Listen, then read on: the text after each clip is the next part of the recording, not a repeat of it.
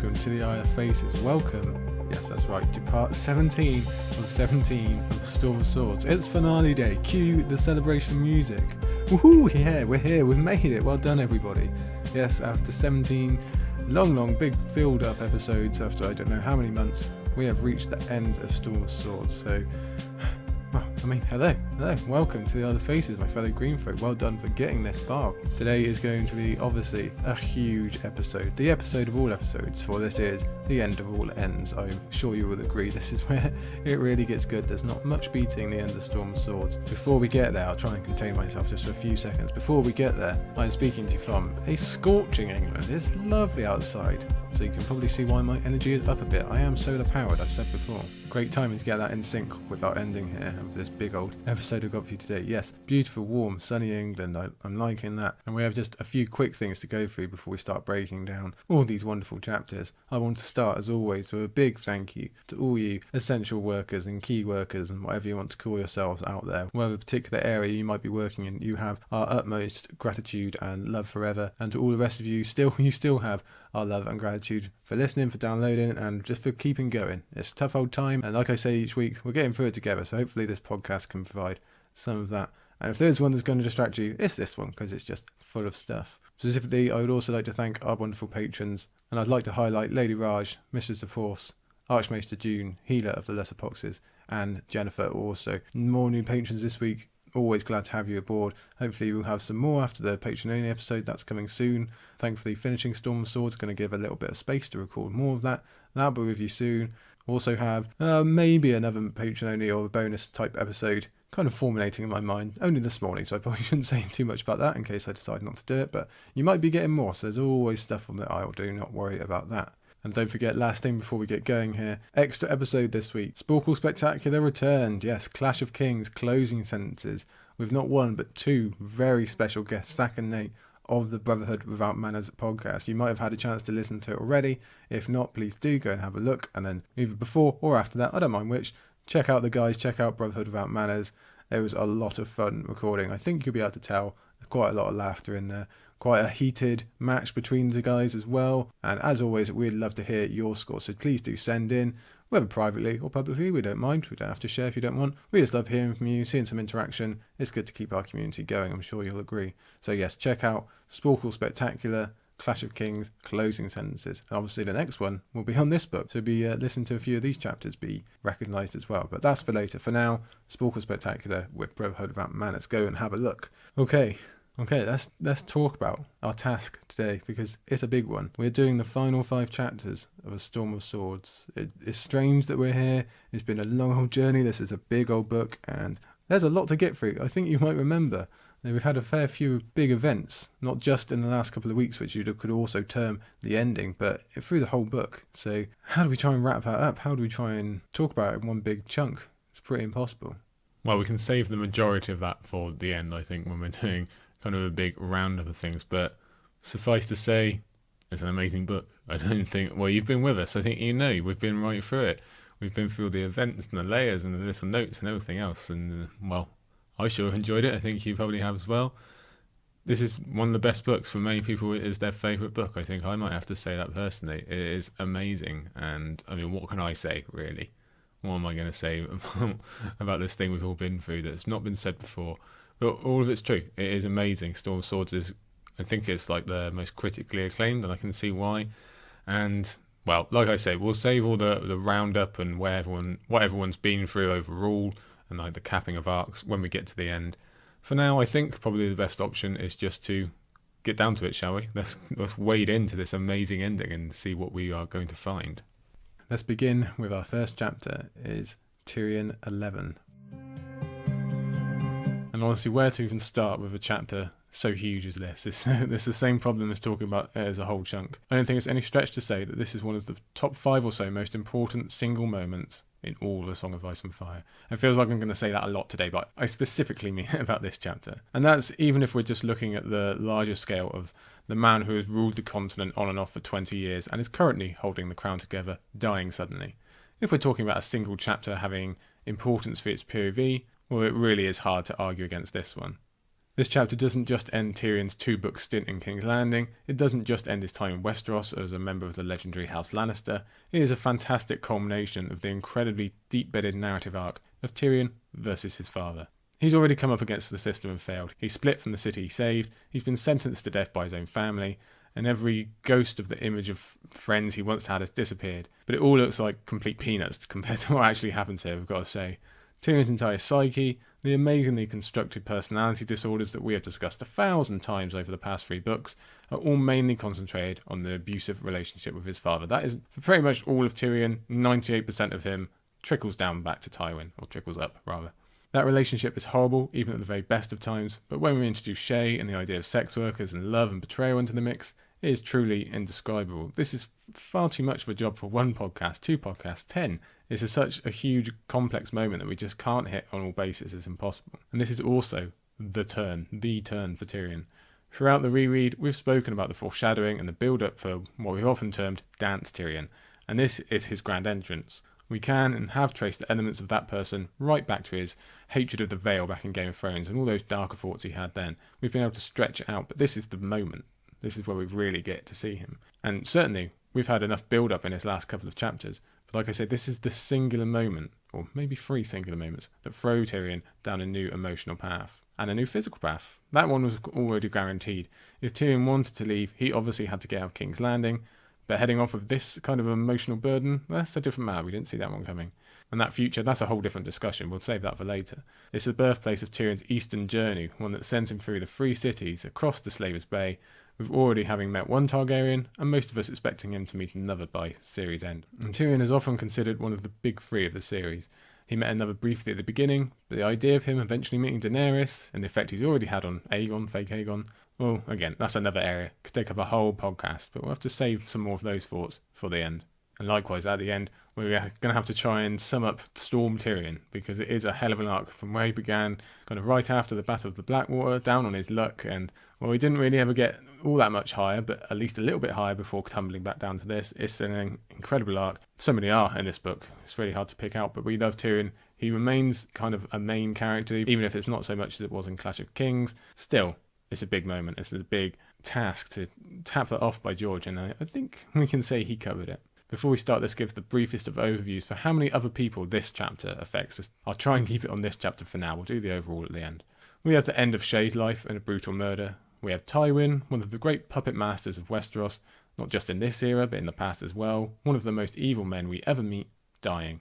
We also have Varys being forced into the next phase of his grandest plans. Cersei is now thrust into rule, and the whole city suffers for it, while Jaime experiences his only major emotional break. And that's even before we consider the second-tier characters like Pod and Qyburn or Bronn. All of this changes it for all of them. It changes it for everyone in this city. We also end the chapter with an act of revenge for the greatest crime so far, the Red Wedding. All that planning and that sense of victory, that grand scheming for Tywin's legacy, and what has it brought him, really? Mere months of victory, and then death. And we know his legacy is about to rot quicker than he does, which is saying something. So many people more qualified than I have already spoken about how we'll see the difference between the legacies of Eddard Stark and Tywin Lannister, so that's just one example of how far-reaching this chapter is. I'm not even sure we've seen such an important act since Ned's own death. That's really how important this is. One more brief caveat before we really begin. Let's try the monumental task of imagining we are first-time readers for this chapter. I mean, the mind boggles. I mean, that's an impossible task. I, like many of you, saw the show first, not all of you, but many of you saw the show first, so can't even really relate to reading this completely fresh. But I do have incredibly clear memories of 2014 when the last episode of Season 4 came out. And P.S. The Children is my favourite episode of Game of Thrones ever. I've said that multiple times. And it just so happened to be on last night. So I actually caught the scene that covers this chapter, so that's handy. And I've got these incredible clear memories of my jaw just opening wider and wider and never really closing. The same thing happens when reading this chapter for the first time. Who in the world could have seen this coming? How could it be anything less than mind-blowing? Yes, we could assume there's going to be some last-minute escape or something of that nature, so we don't have to say goodbye to yet another main character in this book. But the death of Tywin? How dare we dare to hope? And having that win mixed in with Shae's brutal murder, with the only 2 friendly Lannisters having this big emotional break and breaking it apart, again, the mind truly, truly boggles. We could easily spend a good 2 hours on this chapter alone and still only scratch the surface. But I guess we should shoot our shot and get what we get. Let's begin here with a quote. After his mummer's farce of a trial, his sweet sister and loving father might prefer to dispose of him quietly, rather than risk a public execution. I could tell the mob a few choice things if they let me speak, but would they be that foolish? So considering how much we have to cover, George doesn't waste time as we open with Tyrion's door also opening and him preparing to die. Again, a first-time reader might have been genuinely expecting an execution scene. It's not like it would be new for us. And Tyrion raises some tension himself by suggesting he might even be killed down in the cells instead of given a public execution, the one that he deserves if you want to look at it that way. That's an interesting argument. We'll find out in a second that it's actually been decided in favour of the public showing, with Tyrion being killed on the old tourney grounds, but I wonder how tough a decision that was.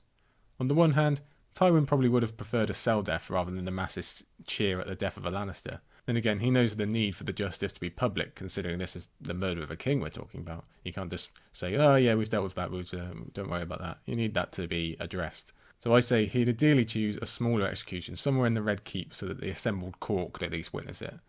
And he's in total denial about any secrets Tyrion might have to share, so that wouldn't be so much of a problem for him. Cersei is much more interesting.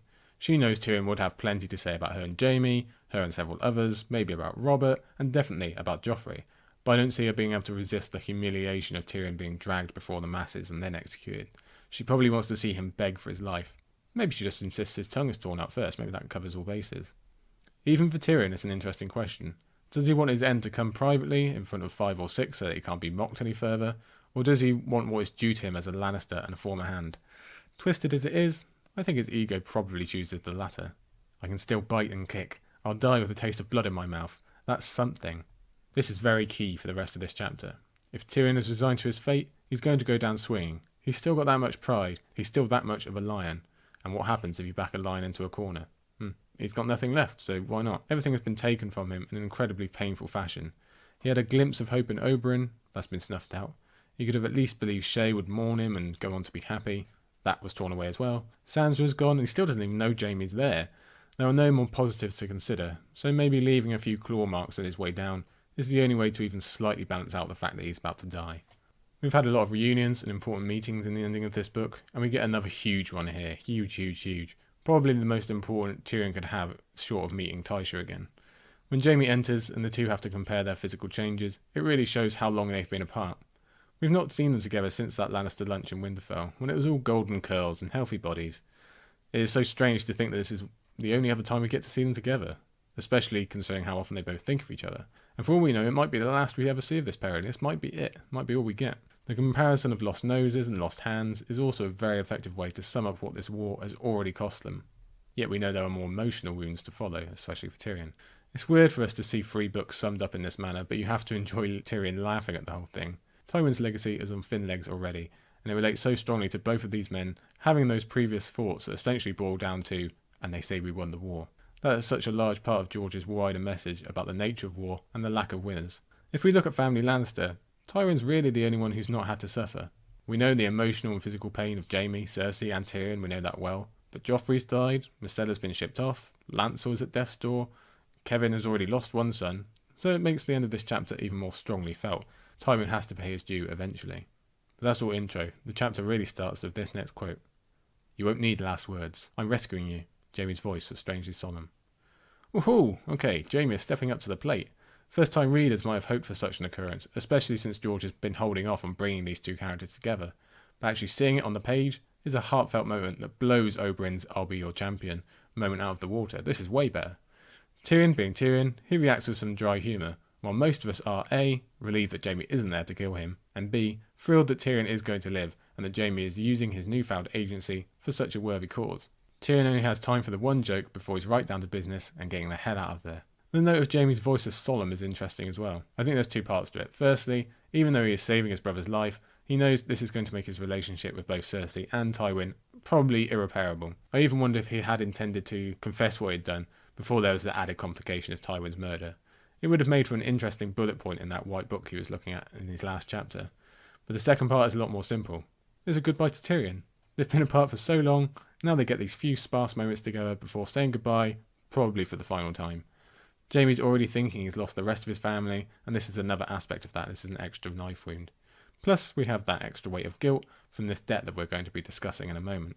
And by the by, while I think we've had more than enough evidence of Jaime being changed in his return to King's Landing, Him putting the guards to sleep instead of killing them is also a nice note on that.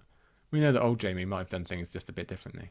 As Jaime outlines the plan for escape, we get an honestly heartfelt paragraph of brotherly love. Laughter, hugging, a kiss goodbye. It might be the most emotional and vulnerable moment we see out of either one of them. If only they'd been able to leave it there, it would have made a huge difference for both of them going forward. But that might have to be our largest alas alarm of this part of the whole book, because Jaime is trying to be an honest man. He has read in that ledger, like we said last week, and as much as he protests here, I think it's plain the guilt is on him, and he knows this might be his final chance to confess. It comes out pretty easy when Tyrion presses after all, and this chapter takes on an entirely new angle. Tysha, Jaime said softly. Tysha? Tyrion's stomach tightened. What of her? Whoa again. The second whoa moan already. Now Tysha's being brought up of all people. This is not the time, guys, you need to get out of here. This whole chapter is multiple balls coming out of left field, but this one might have been guessed at the least.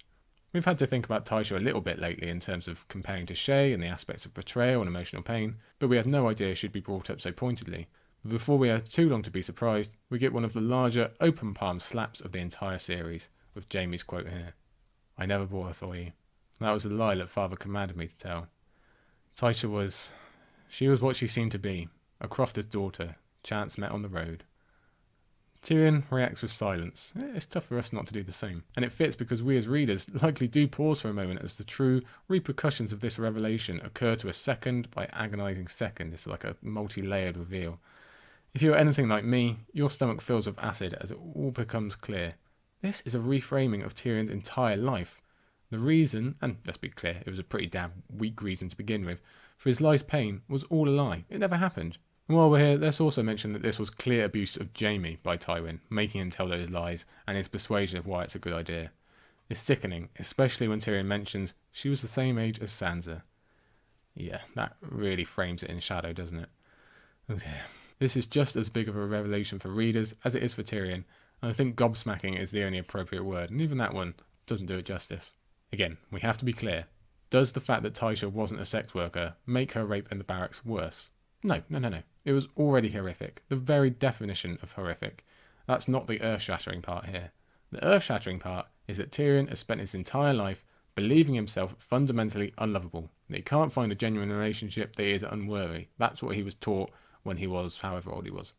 That has made him who he is. The drinking, the humour as a defence mechanism, the brothels, that armour he told Jon Snow about, the need for acceptance and love, all of that stems from Tysha. All of everything Tyrion is as a person all stems back to something that it turns out was false. I mean, how often have we discussed this as a feature of Tyrion? How often have we explored this weakness and where it's got him? Nearly every bloody Tyrion chapter, all 35 of them. This is exactly how he's wound up where he is. And none of it needed to be. How can we even begin to describe the emotional wound that opens up? It's outside the box, it's outside the universe. Discovering that everything that went wrong in your life didn't need to. Tyrion had the genuine love of a woman, he just never knew it. And what's worse, that lie came from the one person in the whole world you would actually trust and truly love in Jaime. I can't begin to do justice to just how awful this is for Tyrion. It's abominable. We already know Tyrion felt copious amounts of guilt over the barracks and Tysha's fate, as he should, but the feeling is increased now that he discovers she truly did love him. Again, it doesn't mean Tysha deserved that even if she didn't love Tyrion, but we can see why his pain increases. And while we're at it, there's another layer of shadow to add on to Tywin. It must be made clear that the Barracks Act was evil enough, whatever the reasoning. But now we find out he's been lying behind this best for Tyrion thing, and find out it's just a psychotic act by a father not considering a girl good enough for a son with his surname. Evil of the worst kind. I will say it's fitting we find this out and have the barracks refreshed to us before Tywin's end. It feels like we've barely scratched the surface of this reveal and the deep emotional pain it's resulted in. But we should also give it its due as the first of Tyrion's 3 acts in this chapter that mentally destroy him. I feel like if you mention this Tyrion chapter to someone, they'll naturally think of Tywin and Shae's deaths as the 2 big selling points. But this is where those 2 come from. This is where Dan's Tyrion actually comes to life. Yes, we've had the setup with Joffrey and the trial and all of that, but it's nothing compared to this 3-act chapter. I think the number 3 is important, because we so often talk about Tyrion's 3 victory chapter back in early Clash of Kings as the height of his powers and him living his best life. If you listen to Sporkle Spectacular, you'll know that Brotherhood Without Manners refers to it as the hat-trick chapter, which I will definitely be using from here on out. I like that. So doesn't that really make this the best conclusion to the King's Landing arc? He started with 3 victories, he ends with 3 harrowing defeats. and that becomes an even larger discussion when we consider if Tywin's death is a victory or a loss, but that'll come later. We're still on Tysha for now. Or, well, we would be. I feel like I could keep talking about Tysha for ages. We owe it to her. She should remain our focus. I almost feel bad for moving on, but I guess we do have a lot to get to. Next quote here. He hit him. It was a slap, backhanded, but he put all of his strength into it. All of his fear, all of his rage, all of his pain. Jaime was squatting, unbalanced. The blow sent him tumbling backward to the floor. I really love this moment. Indescribable rage is just one of the emotions Tyrion is feeling right now, but obviously the one that bubbles up the quickest. I really like the imagery here, because Tyrion's personality and character is based on the fact he's not a strong fighter with a traditional body type. He can't do things like this as other men do. But all of that is forgotten for a moment as his pure emotion comes out and takes over. And the fact that this is against Jaime, who has been painted to both the reader and Tyrion as the symbol of the warrior and the fighter, yet still gets knocked down, knocked on his ass, because that's how pissed Tyrion is. It's kind of cathartic for the reader too, because although it probably won't occur to readers until after reading through, we have reason to be pissed with Jaime as well. Even though we've just spent a book witnessing his change and having become invested in his quest to become a better person, this is a bit of a slap. We've had no idea of this great crime that Jaime has been hiding for so long, even if you can now read back and see the little hints here and there. And it's bad. It is a bad lie that has utterly destroyed Tyrion, so it's not painting Jaime in the best light. Still, I think we can likely see past that and see that Tywin is the true evil, and that Jaime was just put in a bad situation where he unfortunately made the wrong choice. I also love that George includes Tyrion trying to storm off after threatening Jaime, only to walk into a locked gate. In any other framing, it'd be comedic, whereas here, it just speaks brilliantly to his frustrations and not being able to get out of there and still having to rely on others. And the threats, the promise of paying debts, we can just feel the full emotion of it all. When it's Jaime's turn to ask for truth, we see how the Tysha revelation is already giving us Dance Tyrion. He describes the question as another knife in the gut, and I think part of that is realising Jaime would even believe him capable of doing such a thing. But the rage takes over almost instantly as Tyrion begins to buy into the concept of Mr. Dance Tyrion, of Tyrion the monster, and he decides he will spread some of the pain that he's just received. He did say he would go down biting and kicking, remember? Yet, before his great lie, he still feels the need to justify why he could have killed Joffrey, why it would have been deserved. But either way, it ends in the same thing. Tyrion admitting to a crime he didn't commit, purely because he knows that will hurt his brother. You poor, stupid, blind, crippled fool. Must I spell every little thing out for you? Very well. Cersei is a liar. She's been fucking Lancel and Osmond Kettleblack and probably Moonboy for all I know. And I am the monster they all say I am. Yes, I killed your vile son. He made himself grin. It must have been a hideous sight to see, there in the torchlit gloom. There's the monster. There's the role that Tyrion is truly ready to buy into. Everyone already thinks of him, so why not? He's seen what being the good guy, if we're going to simplify, has got him in terms of winning the Blackwater, yet still being hated by the city. He made himself a monster in the trial. He is now, to be honest, we're wearing the Dance Tyrion skin from here on out. In terms of wanting to hurt Jaime, he throws the truth about Cersei in there too, because he knows that's going to hurt way more than anything about Joffrey. And he's dead on there. As we discussed in Jaime's final chapter, the truth of Cersei is going to become his own mantra going forward. It's the fact he's going to obsess over and wonder whether it's true. Well, ironically, the lie about Joffrey barely gets any more of his attention. That's an interesting question over whether, if this trial had never happened and Jaime and Tyrion had been reunited under happier circumstances, would Tyrion have withheld the truth about Cersei's bedtime habits in the vein of saving Jaime from pain? Obviously, this is way, way less important than Jaime's lie about Tysha, but it's interesting that the themes so closely align. Personally, I think Tyrion would have told Jaime anyway. As quickly as they are reunited, Jaime and Tyrion split again, forever in terms of the story we have so far. Now we finally get a true goodbye to Jaime, even though we'll be picking him up again soon, and in only a matter of hours in world time. We've just added on so much of the emotional weight he'll carry through Feast in this here chapter. And if we thought we had the foundation of his rough relationship with Cersei in the last chapter, we just got a whole bunch more. And now we know that his first attempt at being a better person and doing the right thing ended semi-disastrously, with him breaking the best relationship he's ever had with another human and being complicit in his father's murder. It comes very close to dragging him from the noble road entirely, although I would say he manages to stay on path just about during Feast.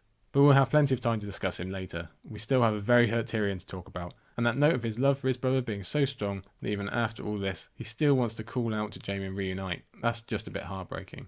But he lets him go, and we have to move on to the next part of the chapter. And it's about Varys. Varys is probably the last person that Tyrion wants to see right now. He's another symbol of someone who presented themselves as a friend, and then turned around and betrayed him. At least that's how Tyrion sees it. To be fair to Varys, he was always the kind of upfront about this stuff. He even admits he's only here because of Jaime's persuasion. I think it's pretty impressive how quickly Varys abandons his public life to just live in the walls or whatever he's doing until Kevin's epilogue.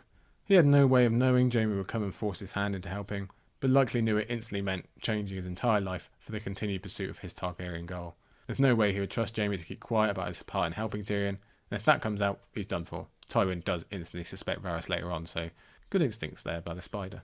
That Tywin death is the kicker, sure, but I think Jaime pushed this on him either way. Yet even with that knowledge, he adapts pretty easily. I do enjoy his note on basically everyone hating him and no one caring about him. It seems to be specifically aligned to how Tyrion has always felt about himself. Plus, I like his not-so-vague threat that Tyrion will perish without his guidance to getting out of these tunnels. Now we really discover Varys' secret power before we also say goodbye to him. An insane knowledge of the Red Keep's own secret. These incredible passages and hidden rooms and listening spots and all of this stuff. It's incredible he's learned it all, first off, but to remember it all as well, this is a big old castle.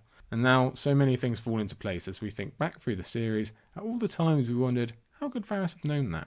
It's pretty incredible and is one of my favourite acts of the series. Varys truly is a spider, or in some ways, he's the Batman of the Red Keep. Tyrion, thinking on good places to kill someone, also has me wondering how many bodies are in these passages. But mainly, I think we just need to give Varys a nod for how damn effective he is in this role. And he's going to continue to be, because public life, that's over. We have to wait a long time until we see Varys again, and we can guess he's just scrabbling around in the walls and listening to more stuff. As they head through the tunnels, Tyrion has this thought.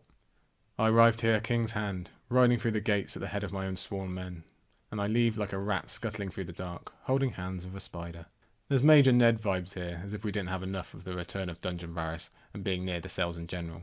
And there's also the whole false king killer thing, that's linking them pretty strongly together. But now we come to the discovery of the Hands Tunnel, which you know I like the inclusion of as a big castle guy. I had to cover a lot of this for the Castles book.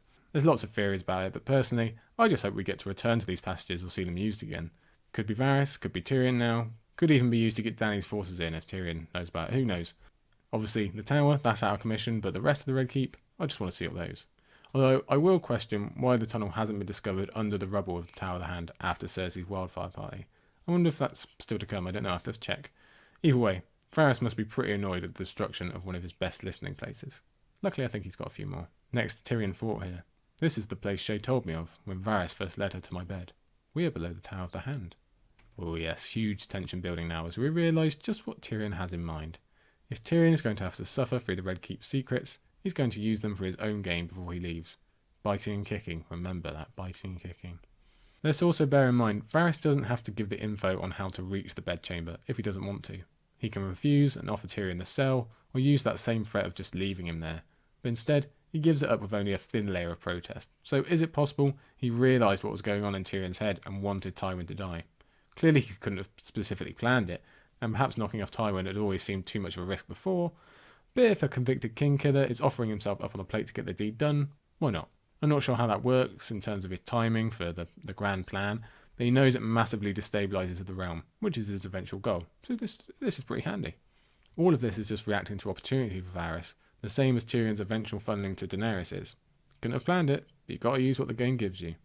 So, Tyrion begins his climb, the long ladder climb that serves as a physical gateway for Tyrion to pass through to reach his eventual goal, in the same way that Arya had a gateway of vengeance for her exit. It's even more poignant for Tyrion though, and links to his hitting Jaime. A dwarf shouldn't be able to make this climb, but he's defying the pigeonholes he's always been put in all of his life because this is how badly he wants it. He's willing to pay a little pain. Besides, one pigeonhole was that he couldn't be loved, and he's just found out that was false all along. So why can't he climb a ladder too? Any man of normal size would have had to crawl on hands and knees, but Tyrion was short enough to walk upright. At last, a place made for dwarves.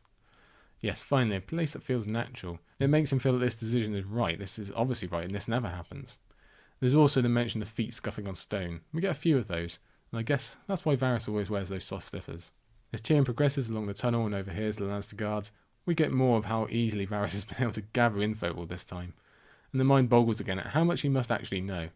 Tyrion thinks little birds indeed, and while he's right, Varys has championed that idea to stop anyone looking too closely into how he actually knows so much. It's only semi-false. We know he does make use of real little birds too, a lot of them.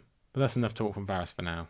Now we come to another major and incredibly dark moment in the fall of Tyrion Lannister. "My lord?" everyone's voice called. Again, straight out left field. Who the hell is that, we are thinking? Until Tyrion's next thought, of course. That might have hurt me once, when I still felt pain. So the ball drops, and yet again, whoa, we're saying whoa. Surely not, surely this is a step too far, even for these damn Lannisters. That Tyrion sentence goes to show how far he's already gone, and how badly this news has affected him. This is a chapter about Tyrion physically escaping death, but his soul is not so lucky. Tyrion the monster returns. He fully looks like the boogeyman now. He's seemingly materialising out of the shadows, stepping out of the dark with an evil grin. He's got the whole look down. It must be an absolute horrible moment for Shae. She quickly claims that Cersei made her humiliate Tyrion like that, and that Tywin is intimidating her. That's pretty much word for word what I guessed a couple of weeks ago, and I still maintain I think that's what happened with Shae. It doesn't make her 100% innocent, but does show us the evil strings of Cersei and Tywin that she's dancing on. It's their fault, not hers. And I really, really have to take issue with anyone who says she deserves what is about to happen to her. Tyrion is obviously a bit obsessed about how much of his life has been a lie, considering what he's just learnt, and questions Shae about that side of their relationship. And her response is a bit heartbreaking, because she's clearly saying what she thinks Tyrion wants to hear and what will save her, and it ends up doing the opposite. Did you ever like my touch? More than anything, she said. My giant of Lannister. That was the worst thing you could have said, sweetling, Tyrion thought. Wow, and we thought that phrase had its day back at the trial. No, it's come back again. And those damn song lyrics make a return as well, before they settle into being the first of Tyrion's 2 constant dance mantras. We have to be crystal clear on what happens here. Murder. Full-on murder. Tyrion, in cold blood, murders Shae. Let's not mess around. The discussion on whether Tyrion actually wins or loses by killing Tywin is valid, like we said earlier. But no one is questioning that his father deserved it. Not so for Shae. This isn't justice. This isn't revenge killing. This isn't Arya and the Tickler in any way, shape or form. This is Tyrion finally snapping and murdering a sex worker who did her job. And he does it because his feelings are hurt. I'm not belittling the extreme trauma that Tyrion faces in this chapter, but that is what it boils down to in the end. Tyrion lashes out in anger, and unfortunately this is all too similar to about a cajillion real-world cases, so the sadness around this event is palpable. My apologies, but if you're of the opinion that Shae had this coming, I'm really going to have to ask you to step off the aisle. It's just not true, not correct. It was murder. Is self-defense an issue here? No, not self-defense, but self-preservation. Because to be fair, if Tyrion just turns around and walks away, Shae will clearly shout for the guards and that's the end of Tyrion.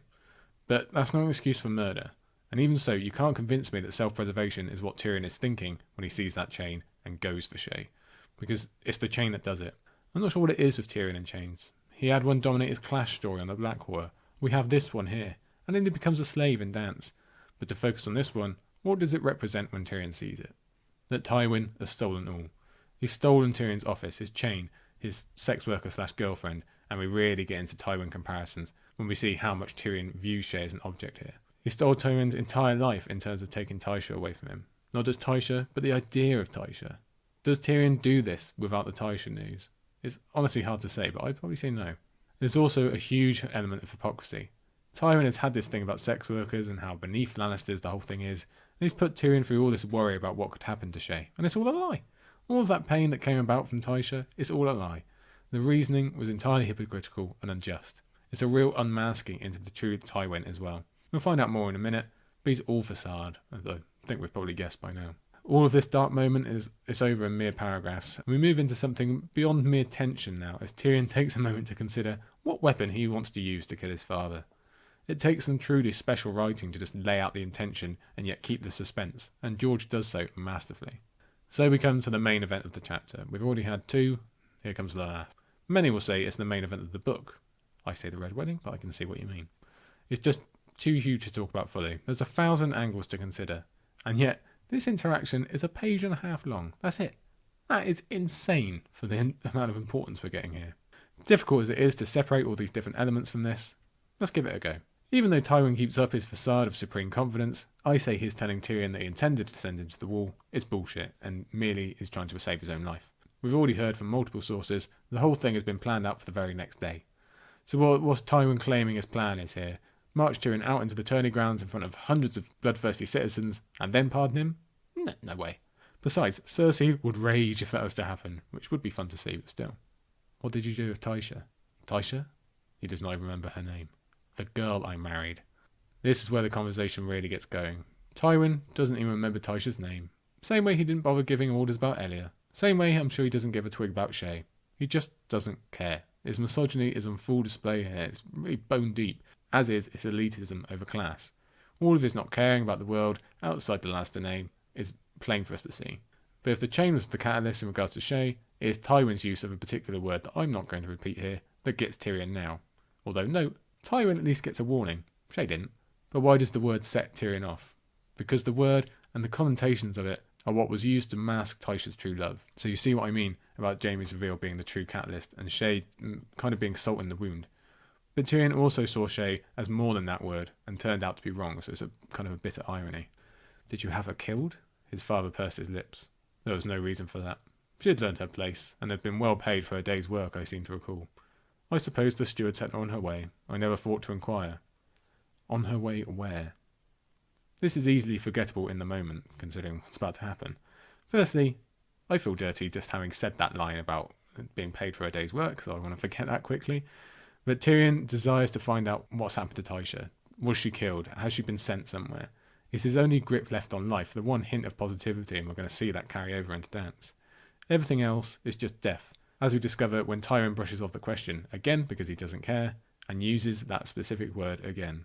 Speaking of words, Tyrion is true to his, as he finally pays his largest debt, a life for a life, and twang goes the crossbow. The facade finally breaks, and we get a little indulgement as we see Tywin's eyes go glassy. You are no son of mine. Now that's where you're wrong, father. Why, I believe I'm you writ small. Do me a kindness now and die quickly. I have a ship to catch. On the edge of death, Tyrion finally says what his greatest hope is, that Tyrion is not his son. But to inflict the most pain, Tyrion sends his father to hell by saying in fact they are one and the same. And Jenna Lannister certainly thinks so, and we've agreed multiple times as we've gone through Tyrion's arc. It's true, though I think we should always remember Tywin became Tywin because his dad used to get laughed at, and it hurt Tywin's ego. Tyrion became Mini Tywin because he had the worst possible father in the world. It's a bit of a difference. But the stink that filled the privy gave ample evidence that the oft-repeated joke about his father was just another lie. Lord Tywin Lannister did not, in the end, shit gold. Yeah, everything about Tywin was a lie, right down to the end. As we'll find out in Feast, everything was rotten. The whole thing was a shiny act based on ego. And like we said earlier, his legacy is going to rot near instantly. He left nothing of value. I don't think we need to linger too long here on comparing that to the lasting impact for good that Eddard Stark left on the world and for his children. Tywin, in the end, was nothing. And there we have it. That's it. How do we even start talking about the lasting impact of this chapter? There's 1,000 angles, like I said. The Lannisters are going to fall, Cersei is going to have free reign to ruin the city, the Tyrells will surge, and a million other things just in the city. We also have a huge change in fake Aegon and Dany's arc, and with Tyrion going east, and on and on and on. Tyrion himself is going to go down a very, very tough to read spiral of bitterness and yet more evil that I'm not really looking forward to. For someone who many considered the main character for a long time, or maybe still do, for someone who was many people's favourite character, for someone we saw at his very best and figured was a good guy, and definitely someone we sympathised with at the least, he just falls off a cliff. This will be tough to deal with, and even if there are hints of him returning to the lighter side as we go, it's not an easy way back. And this is our goodbye to him, all the way until Dance. That's pretty weird. We had more chapters with him than any other character so far, and it's not even all that close aside from Jon. This is going to be even weirder than not having Jon or Dany in Feast. And true, we do get a glimpse of Jon in that book, and at least we know what Dany is up to. Meanwhile, we've got zero clue about Tyrion for first-time readers, and I truly can't imagine the weight people had if they were reading along when the books originally came out.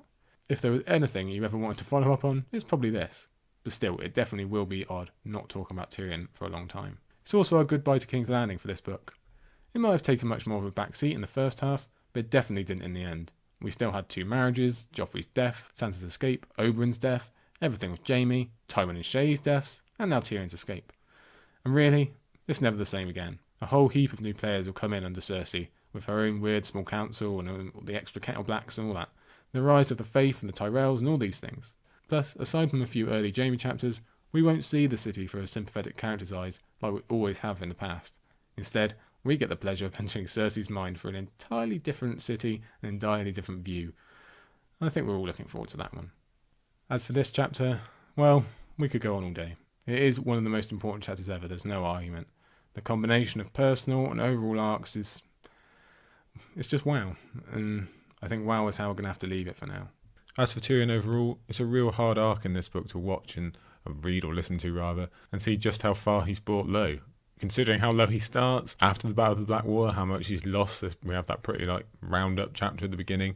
Well, it gets worse from there, doesn't it? This book is really just the descent of Tyrion into that Dance Tyrion character. This is the slow transformation after the highs of Clash of Kings and even the highs during the battle itself, all changing, all going through his marriage to Sansa, his humiliation there, that build-up of tension with Joffrey. And we don't even really get that much Tyrion versus Cersei stuff in this. It's more Joffrey, it's more humiliation, and obviously it's a lot of Tywin. This is the great reunion between the two after that little snippet we get in Game of Thrones. Now we have this whole time of him just having to be around Tywin and deal with Tywin and all the effects that Tywin likes to bring, and it's him ending that. So it's funny to look at considering the ending, because everything gets much worse for Tyrion, but he also accomplishes his ultimate goal, ultimate relief of offing Tywin, killing Tywin. In many ways, he's a hero. He's done a good thing that will be good for many people, but because of George's supreme writing, it's also a horrible thing. And like we said earlier, does he really win or lose killing Tywin? Because yes, he gets rid of Tywin and he gets revenge, but the effect on him mentally and emotionally, not so clear cut. So it's an amazing arc to see everything that Tyrion goes through, even with that backseat and with that kind of reduction in role, at least in the beginning, and then just everything coming at you thick and fast at the trial and Oberyn and the escape, and amazing, really amazing. You wouldn't think we'd get better Tyrion stuff than Clash. I'm not saying it's better, but it's at least on par. So we're really going to miss that, and obviously quite a difference in tone when we return to Tyrion. But we've got a little wait until then, but we do look forward to seeing him again and discussing all of that, even if it's not quite as high and cool as Clash and Summer of Storm. But there we go. Let's move on to the second chapter of today, Sam 5. It's a pretty tough act to follow, Sam, best of luck. You do know a bit about Rubbish Fathers, to be sure, but still. We now have 2 Castle Black chapters to finish off their characters' arc. That huge Tyrion chapter makes it easy to forget, but we had 3 Night's Watch chapters last week as well, so Castle Black really does dominate the end of this book, probably more so than any other single place in any of the other books.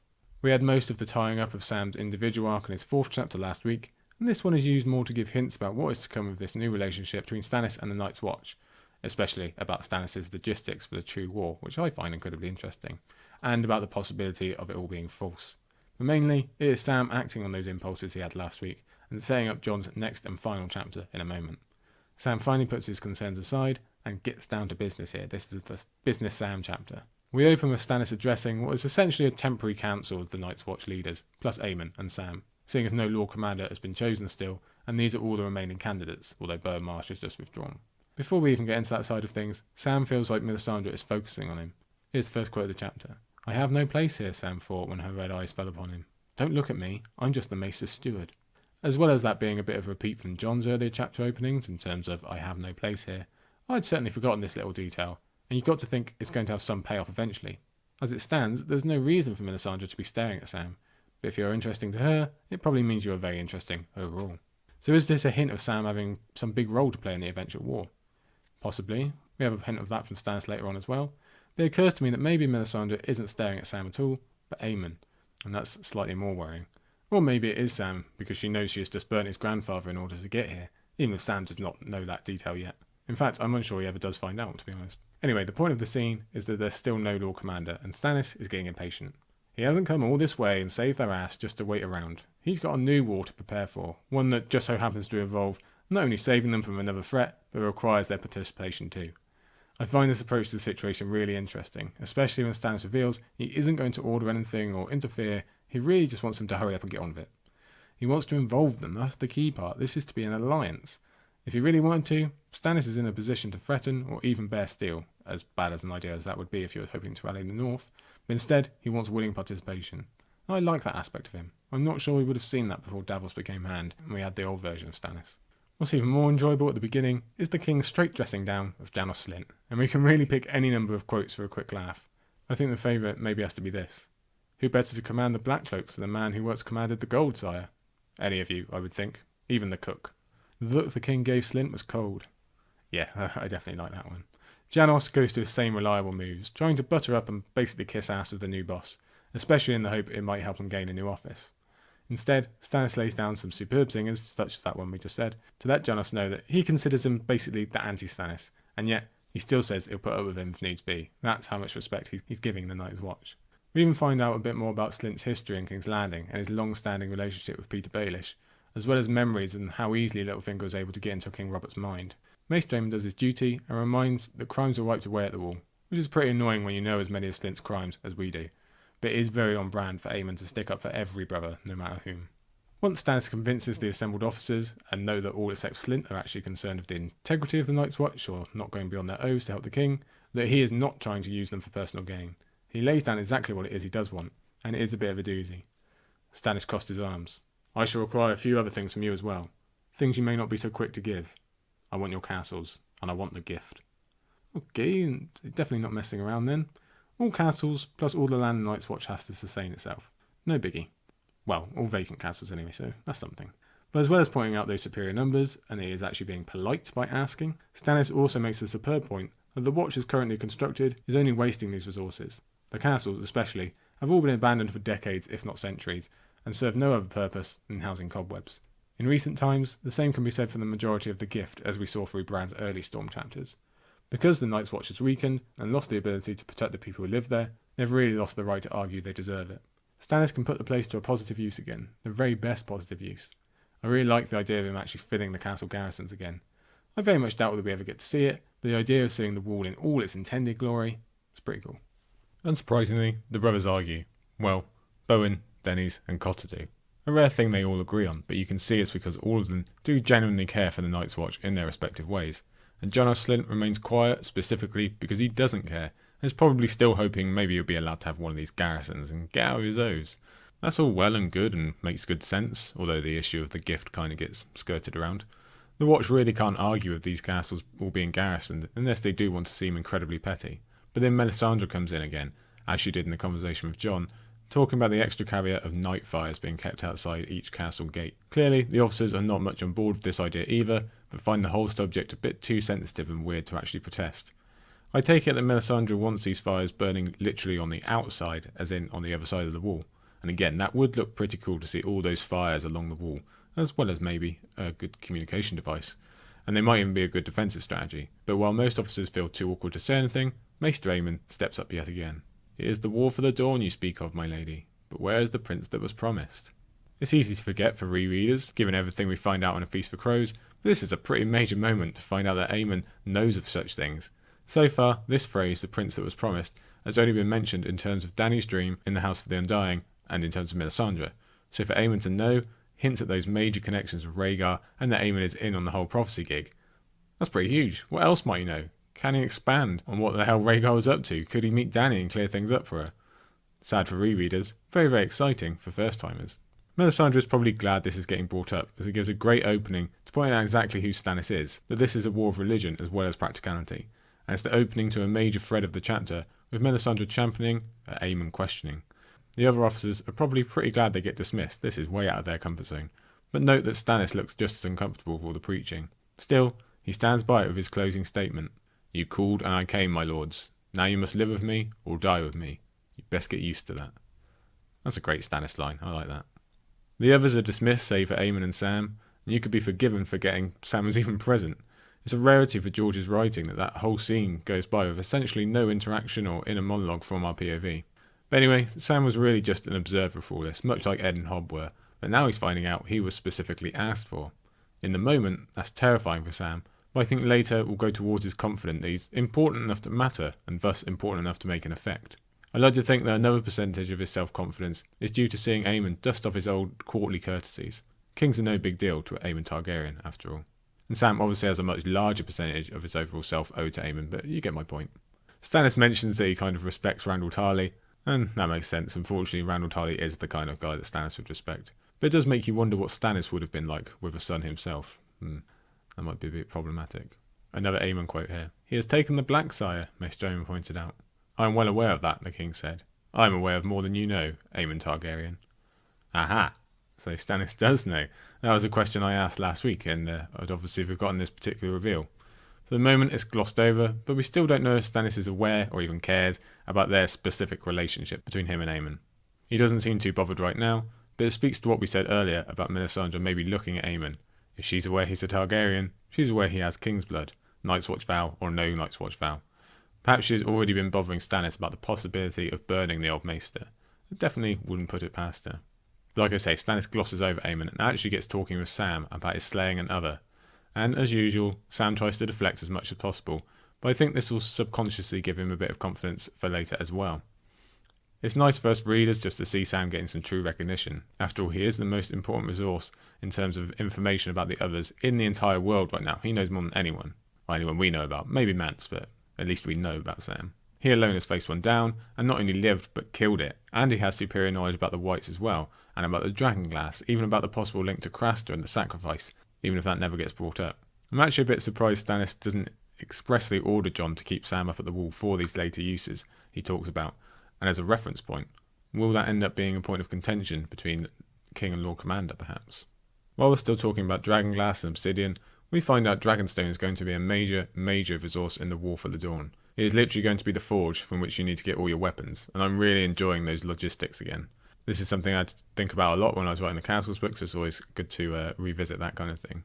It also gets slipped in that Rolland Storm has been left as Castellan, so that's cool, but as far as I remember, we don't yet know if any Dragonstone obsidian shipments have made it north by the end of Dance, or they're coming. Loras's coming attack/non-attack, we still don't know, will play hugely into this. If the castle has fallen, they obviously won't be sending anything to Stannis. But did they get a shipment off before the attack?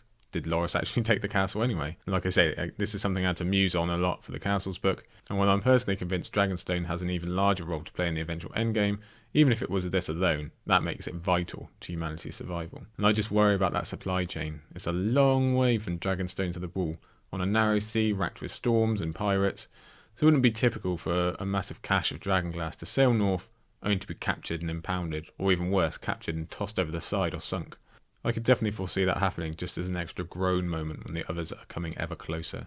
Demons made of snow and ice and cold, says Stannis Baratheon. Their ancient enemy, the only enemy that matters. And I just get a little bit goosebumpy whenever I see Stannis being real invested in all this stuff that most people would call fairy tales. It gets through to me a lot more than whenever Melisandre goes on about it. Another quote from him.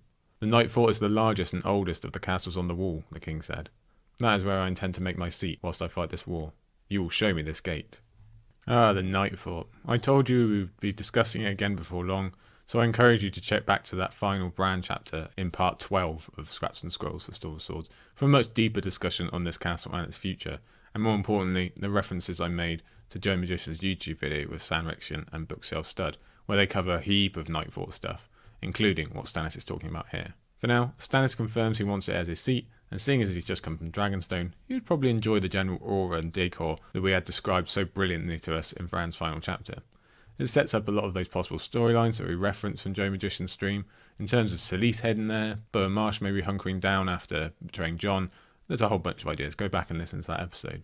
Obviously Stannis himself isn't going to be there for a long time, but there are a good many theories about how he will save the North from the Boltons, only to be essentially thanked but shown the door by the Stark loyalists, especially if Rickon turns up. I could definitely foresee an annoyed and shunned Stannis returning to the Wall and brooding at the Night Fort. And doesn't that tie into a lot of those Night Fort stories of the Night's King and all those other folks?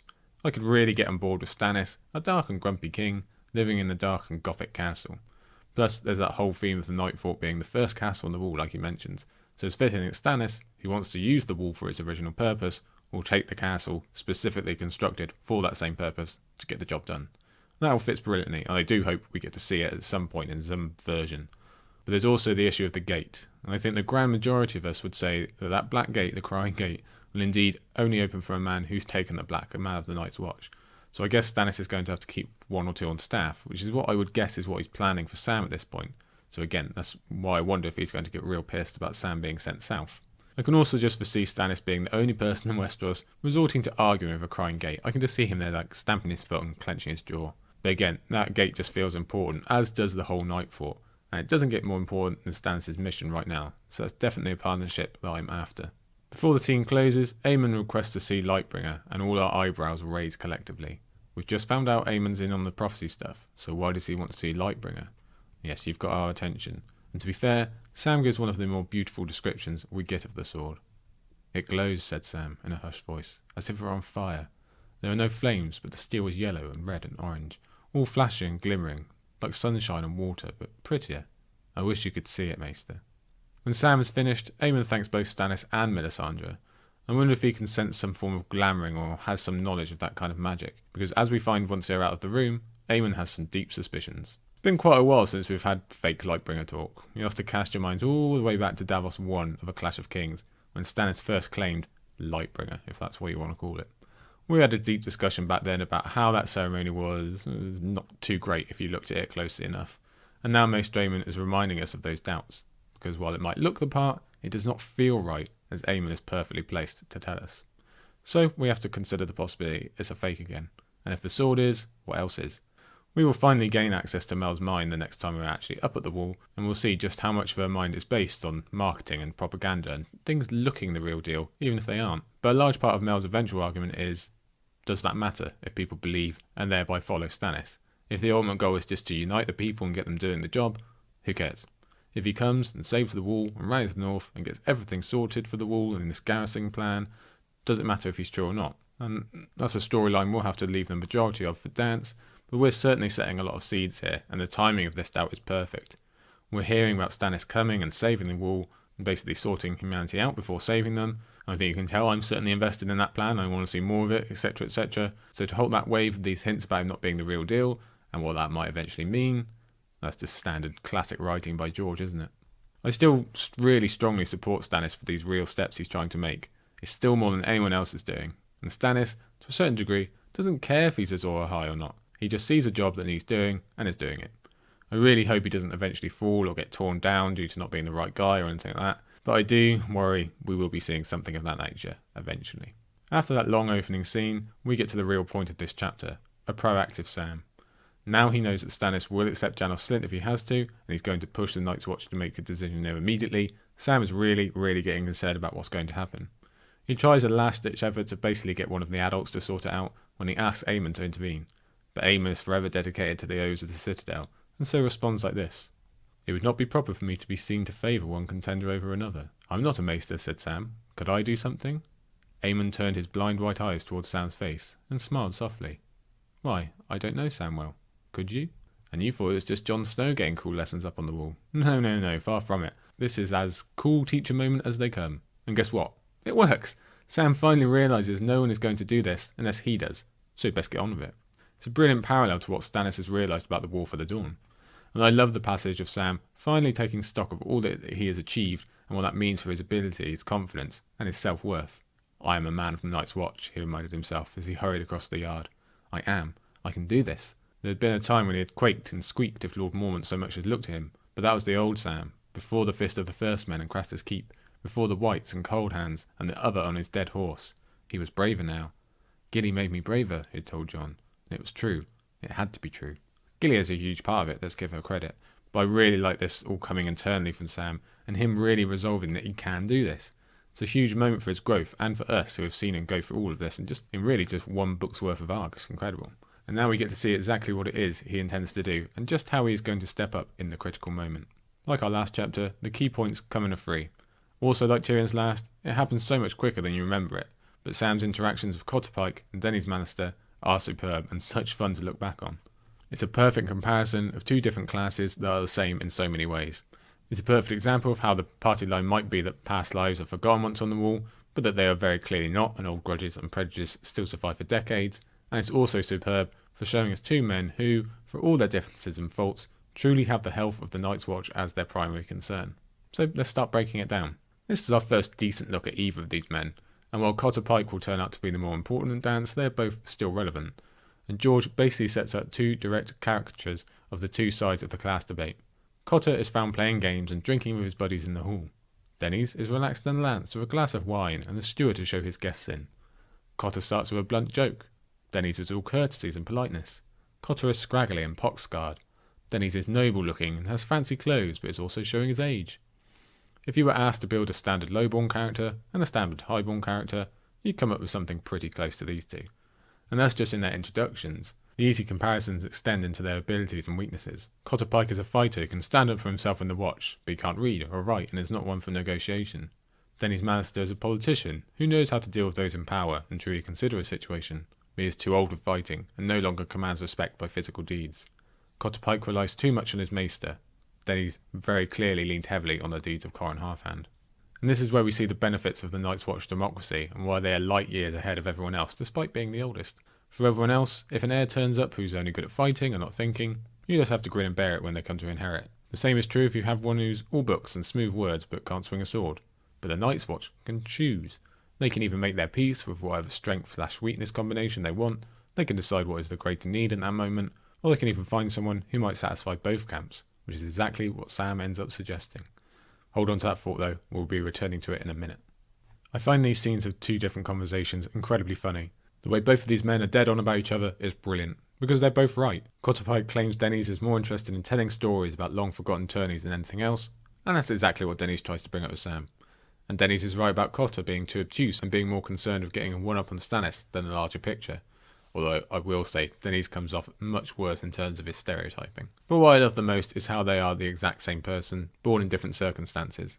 Both of them assume Aemon has sent Sam because they both believe themselves to be ahead in the race. Both of them know the other choices would be a disaster for the Watch, especially Janos Slynt, and critically, both of them don't actually want the job. They both just generally think they're the best to fill it. So a lot of Stannis vibes there as well. Both of them want what is best for the Watch, not personal glory. But they are both stubborn and have let their prejudice overrun them, which is exactly what Sam moves to expose. Because, as luck would have it, Sam is someone stashed away who is the best of both worlds. We've spoken about Jon being best in the larger context of knowing the Wildlings and the Watchmen and the Northerners, but he also makes up the best of the argument here. He's a skilled fighter who has proven himself both in duels and as a commander in battle. He comes from an ancient line, a line that has always befriended the Watch, and was not only taught by Jeor Mormont, Benjen Stark, Donald Noy, Aemon Targaryen, and Corran Horfand, but has spent a lot of time dealing with both Mance and Stannis. He is, in all respects, the perfect candidate. But how to get people to realise that's the problem. Well, Sam comes up with a plan pretty much on the fly, and critically realises the one thing that can spur these two into action, using their prejudice and personal grudges against them. Sam realises that while they might say the other candidates aren't qualified, and might repeat that they don't actually want the honour, blah blah blah, the one thing that can get them to budge is that their rival might get it instead. It's a brilliant moment of analysing two different people by Sam, and really does show how deep those old grudges go. It's still Mallister versus Ironborn, it's still upper class versus lower. It's kind of ironic that Maester Aemon, highest born of them all, is actually the best of them for not falling into these traps. Jon said there could be honour in a lie if it were told for the right reason. Sam said, "If you do not choose a Lord Commander tonight, King Stannis means to name Cotter Pike. He said as much to Maester Aemon this morning, after all of you had left." So the setup from last week's chapter pays off. Sam eases his conscience, both in the way of generally lying to these two men because it's for the greater good, but also by invoking that Jon himself agreed that, thereby relieving the guilt he's doing this all behind Jon's back. It's not just Jon whose back he's going behind though. What would Stannis make of this? Obviously, Sam doesn't know that Jon has been offered Winterfell, but the king's prize peach is being stolen from underneath him and messing with his plans up. That's going to make for grumpy Stannis. But Sam's worrying about what will happen if he's discovered is also brilliant for seeing his growth and fully realising what he's been through. They would, send me to the wall, rip my entrails out, turn me into a white? Suddenly it all seemed absurd. How could he be so frightened of Cotter Pike and Sir Dennis Mallister when he had seen a raven eat in Small Paul's face? So Sam comes to his double lie. He's also smart enough to agree with both men that they would be the correct choice, and perfectly plays ego and prejudice against each other to completely change the direction of both the Night's Watch and Jon Snow.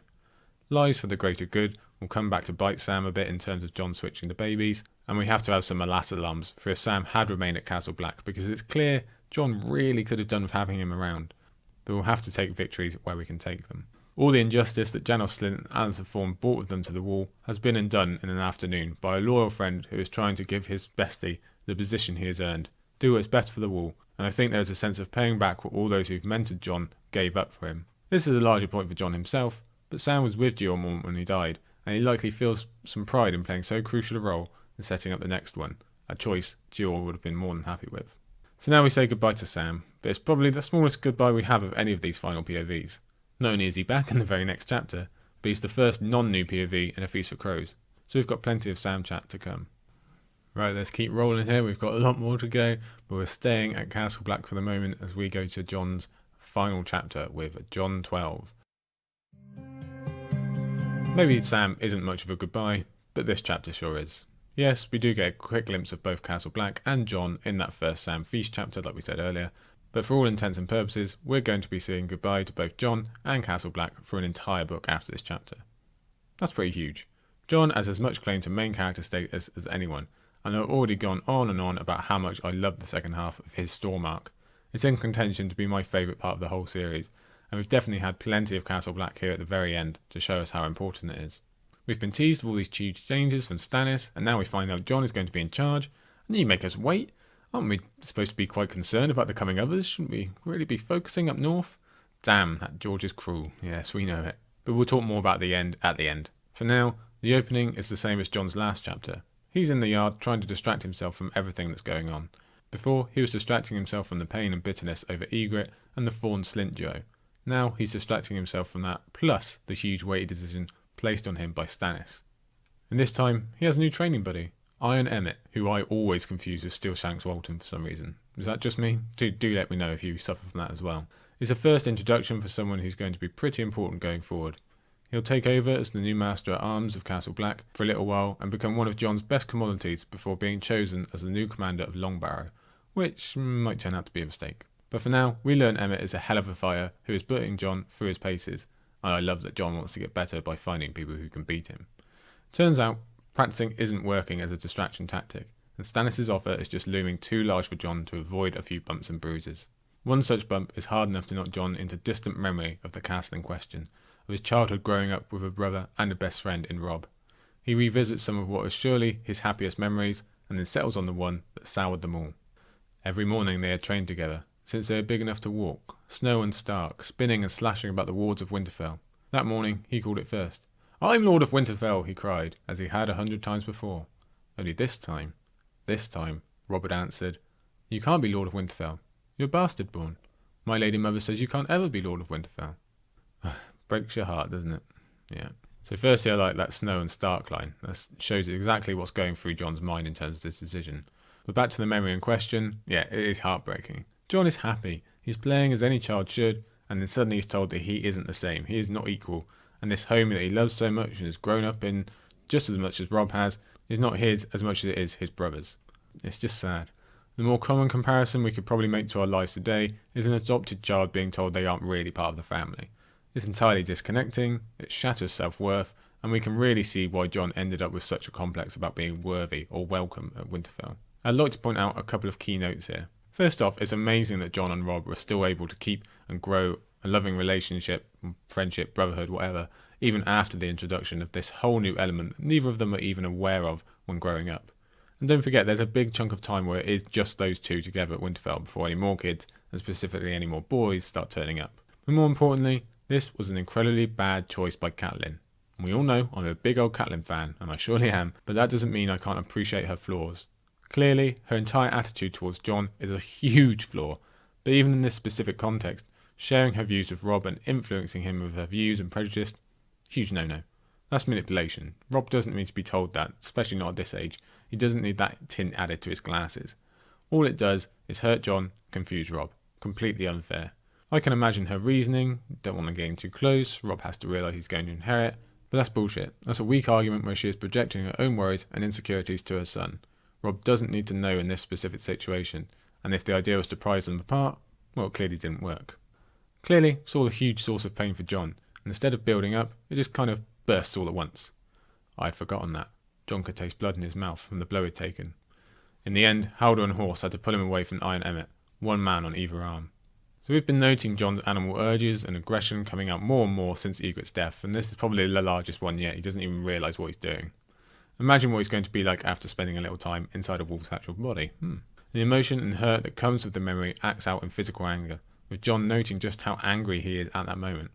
A large part of that is just the stress that's built up all through this book, and particularly at the end with Egret. But a lot is due to this huge decision weighing down on him.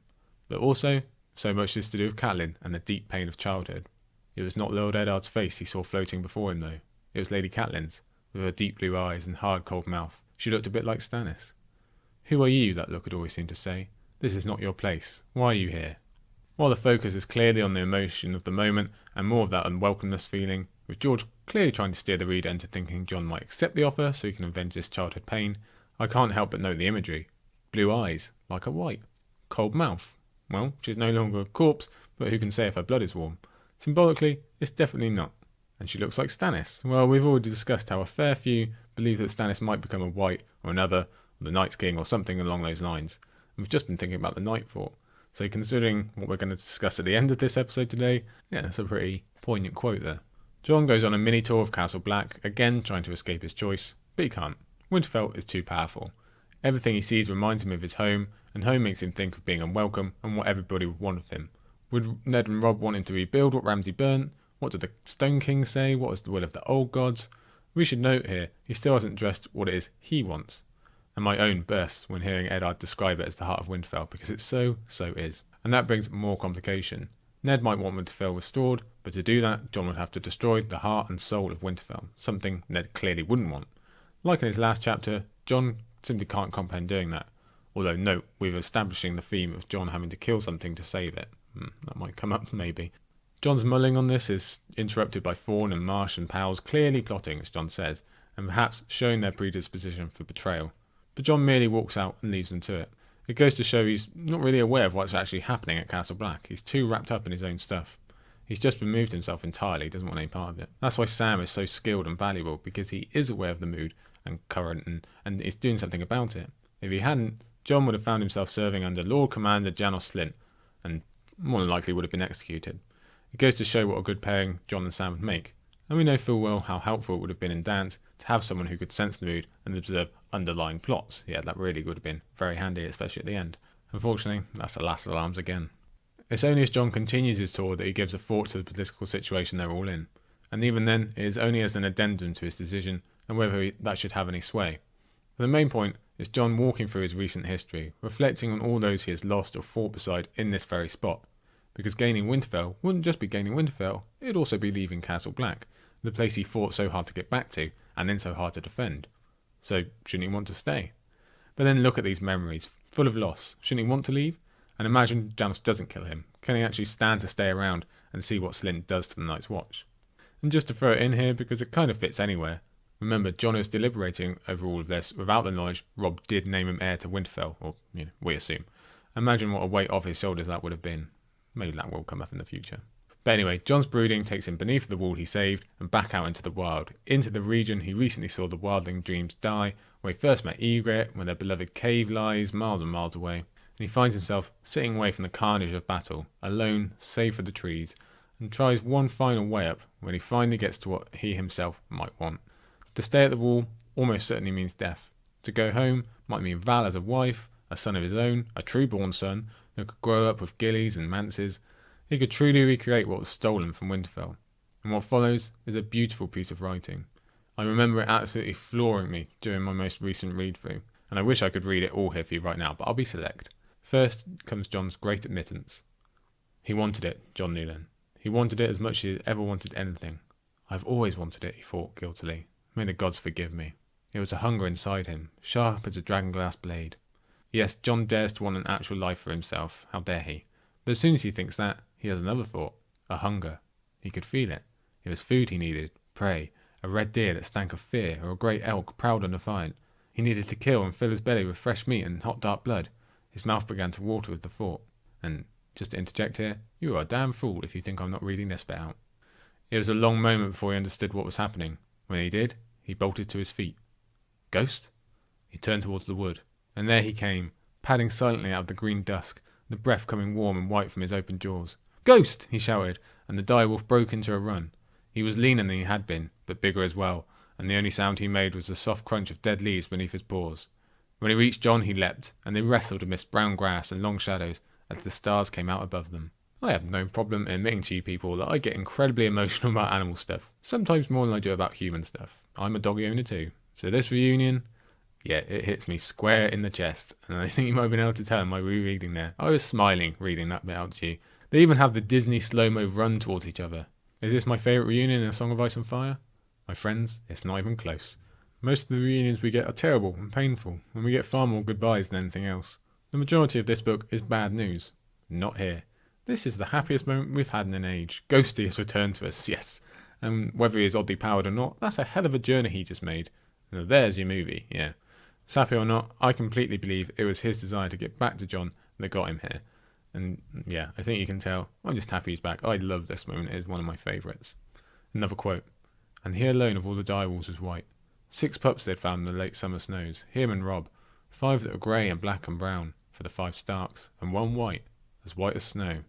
He had his answer then. Damn, what a paragraph. Jon is aware of all the benefits, even aware of how much he wants it all. But Ghost returns to him at the most opportune time and reminds Jon of his true nature. There's a capital S on Snow when you read that, and it's damn important. They are the outliers, him and Ghost together. And Ghost is a symbol of the true North, just as actual Snow is, just as the Weirwoods are, which his eyes look like. He belongs to the old gods, just like Jon, and Jon made an oath to those old gods, one he intends to keep. But I think more than that, he will not destroy the Heart Tree of Winterfell, the one that, like I say, so looks like Ghost. He will not turn his back on the old gods and his true nature. He will not do that to Ghost, the living embodiment of the connection between Starks and the true nature of the North, and him having the most natural ever warging is a big part of this as well. He will not betray the memory of Ned and Robb and Arya and even Bran and Rickon and Sansa too. He won't do that to Benjen Stark. It doesn't matter how many incentives you throw at him and all the other wonderful things he's dreamt of coming true. He is Jon Snow, and this is his Ghost. They are of the North, and they have a duty to do. And this is another thread I could just talk and talk and talk about. I can't do it justice. How much I love not just the choice itself, but how it came about. Ghost reminding Jon of who he truly is within himself when you strip away all this political stuff and what Ygritte would want or what Stannis would want or whoever. This is about Jon and Jon's relationship to his family. Would we love Jon to have that happy life at Winterfell? Sure. Although we should point out that is absolutely not what he would actually be signing up for, initially at least. But it's so gratifying and wonderful to see him choose a more overall and deeper sense of happiness and loyalty to his family and what they treasured. And again, the way it comes through Ghost. Just floored me before, floors me now. Top marks. The parallels to Dany in this situation are numerous. We spoke about this during her last chapter, but Jon also had the option to go home and seek his birthright in the same way that Dany wants the Iron Throne. But he chooses duty and helping people instead of gratification, just as Dany did by considering her freedmen and the city of Meereen. And even though he doesn't reference it here, Jon is aware of the larger war out there and that he can play a part in that. That was exactly what Stannis intended by giving him Winterfell, but you can see why Jon would feel like going home and going back to Winterfell feels like a retreat while leaving his brothers to face the threat alone. And bear in mind, Jon makes this choice still thinking it might mean his immediate death, but he does it anyway. And why? When it comes down to it and we move past Ghost and his siblings and everything else, because that's what Eddard Stark would have done. But our chapter doesn't end there. We've still got a real important scene to go, and even as he's re-entering Castle Black, we can see Jon's entire mood has changed. He's running, for a start. This guy was on a crutch a couple of weeks ago. He's confident, he's moving with purpose again, because the picture of Jon is complete now. He's finally whole after so long with a piece of his soul missing, and it's that image we see as he enters the final scene.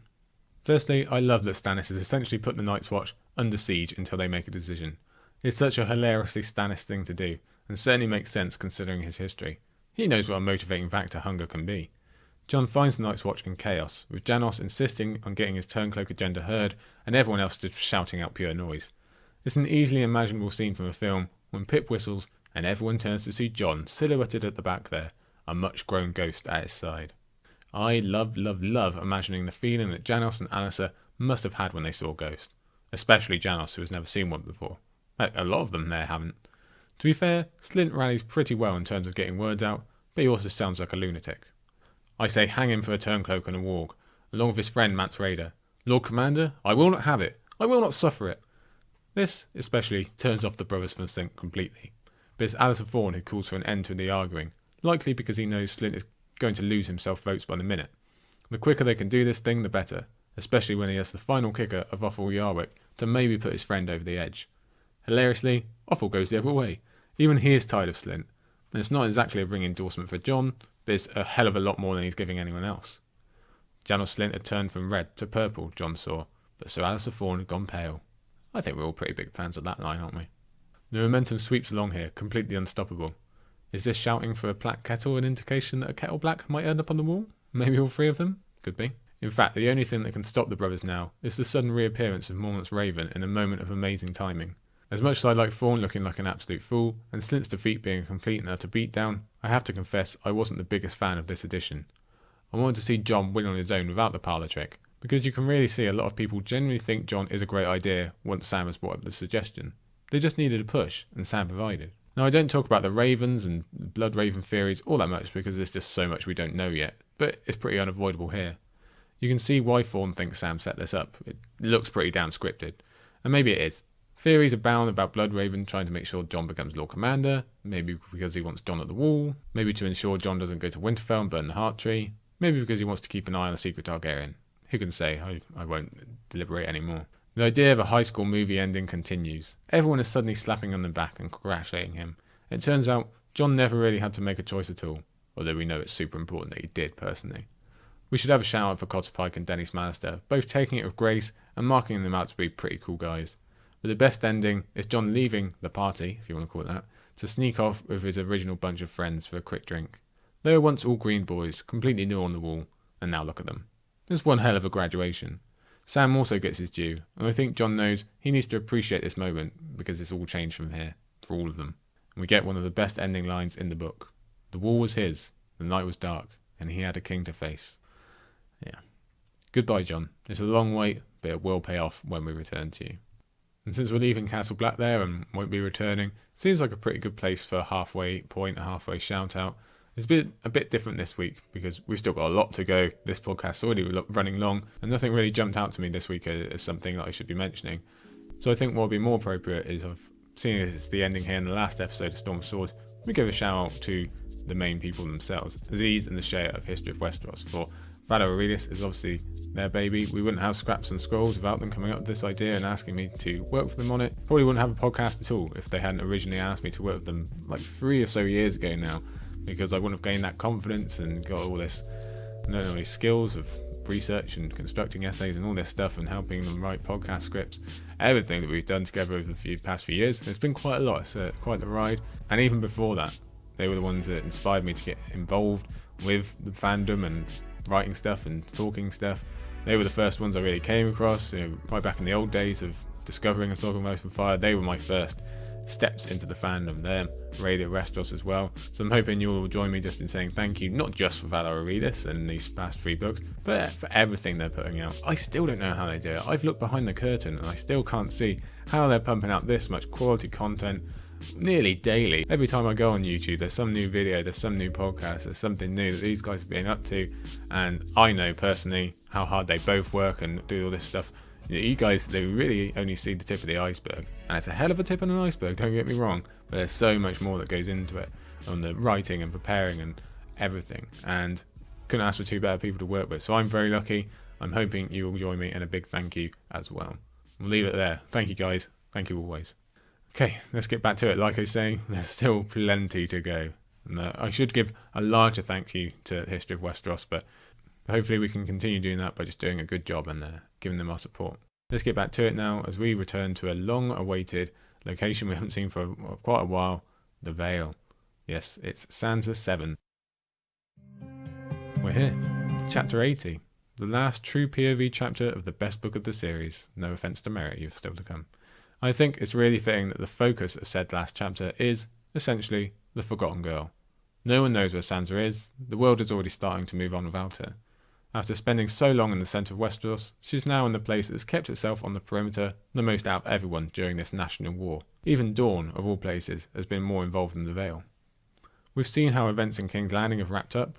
We just saw the huge change at Castle Black. We've already covered Meereen, so who cares about little backwater Eyrie, when nothing has happened since Tyrion's trial by combat ages ago? Well, as it turns out, we should all be concerned, because there's a big change coming here too, with some reveals that stretch way, way further than the walls of the Eyrie, both in terms of space and time. As reveals go, they really don't get much bigger. We also get a huge chapter for Sansa personally.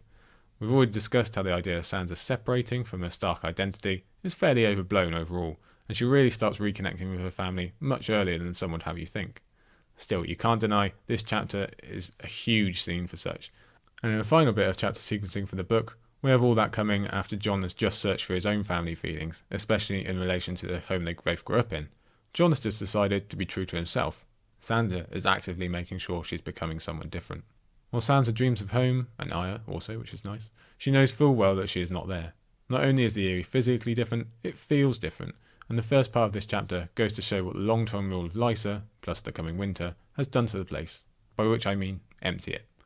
In the Castles book, I compared the Eyrie to how we see it in Catelyn's POV, in comparison to Sansa, and we should really point out here that this is yet another part of that theme of Catelyn's daughters following in her physical footsteps. Arya's last chapter was in the inn where Catelyn scored the first victory of the war by capturing Tyrion. Now Sansa stands where she lost him. Considering how both girls are following their mother in terms of personality as well, Sansa to the living Catelyn, Arya for Lady Stoneheart and her revenge, I really like this idea of Sansa being in a place where her mother was, as well as the cautionary tale of what Catelyn could have become with different circumstances in Lysa. And for Sansa, this is a double whammy, because her father also spent some of his most important formative years here as well. But anyway, the difference between Catelyn at the Eyrie and Sansa at the Eyrie is what we're talking about.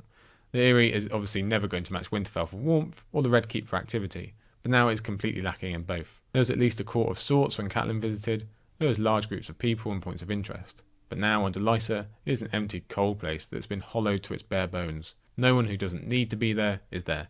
And we already learned Littlefinger's hopped it away to go visiting with the Vale Lords. What it tells us is that Lysa has turned those same Vale Lords against her. What it tells us is that Lysa has really turned those same Vale Lords against her, with either her refusal to go to war or refusal to engage in any more betrothal games.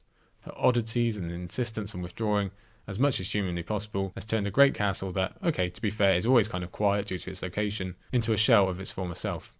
Not good for Lysa, not good for Sweet Rowan, not good for the Vale, and not good for Sansa either. Yes, it is good being away from the hustle and bustle of the Red Keep where she was forever under watch, but now she's away from anyone really her own age, anyone who actually cares for her, and it is now the sole interest of creeps like Marillion. Before Sansa gets up, we get some crucial setup for the political situation in the Vale and who the players are going to be later in Feast. Lysa has already estranged a good many of her suitors and lords. I suppose when Jon Arryn originally died, she was very interesting as the new option on the block. That was already gone before, but they are all now even more annoyed at her marriage to Peter Baelish. With good reason. It is a pretty big leap from the rocks out on the fingers to being Lord Protector of the Vale, and the guy has been living elsewhere for the past 5 years or so as well. Plus, he's not the kind of guy a lot of lords would like. It's important to establish this early, even if Sansa isn't going to interact with the outside world all that much in this chapter. But now we know the Royces are leading the charge, so to speak. We all know a good many of the other lords are being resistant as well. We even find out the clansmen are active and bold, as Arya heard in her chapter. Again, Sansa is free from all those worries at the moment, but she'll begin learning and honing her skills amongst them before, assumedly, getting to really use them down in the Vale. More than the political, it is Sansa realising that all this wasn't on the brochure. First, she was promised to go home. Now, she's been promised finding a home in the Eyrie, and neither are true. This is not the escape she had been hoping for. Let's get our first quote of the chapter here. Snow was falling on the Eyrie. Ah yes, the short and simple line that really makes us take pause. It's snowing as far south as the Eyrie now.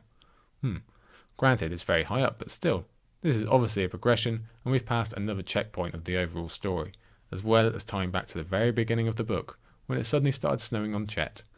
With winter truly coming, it also brilliantly frames this as the end of the book. This is how we wave goodbye to the events of summer and autumn.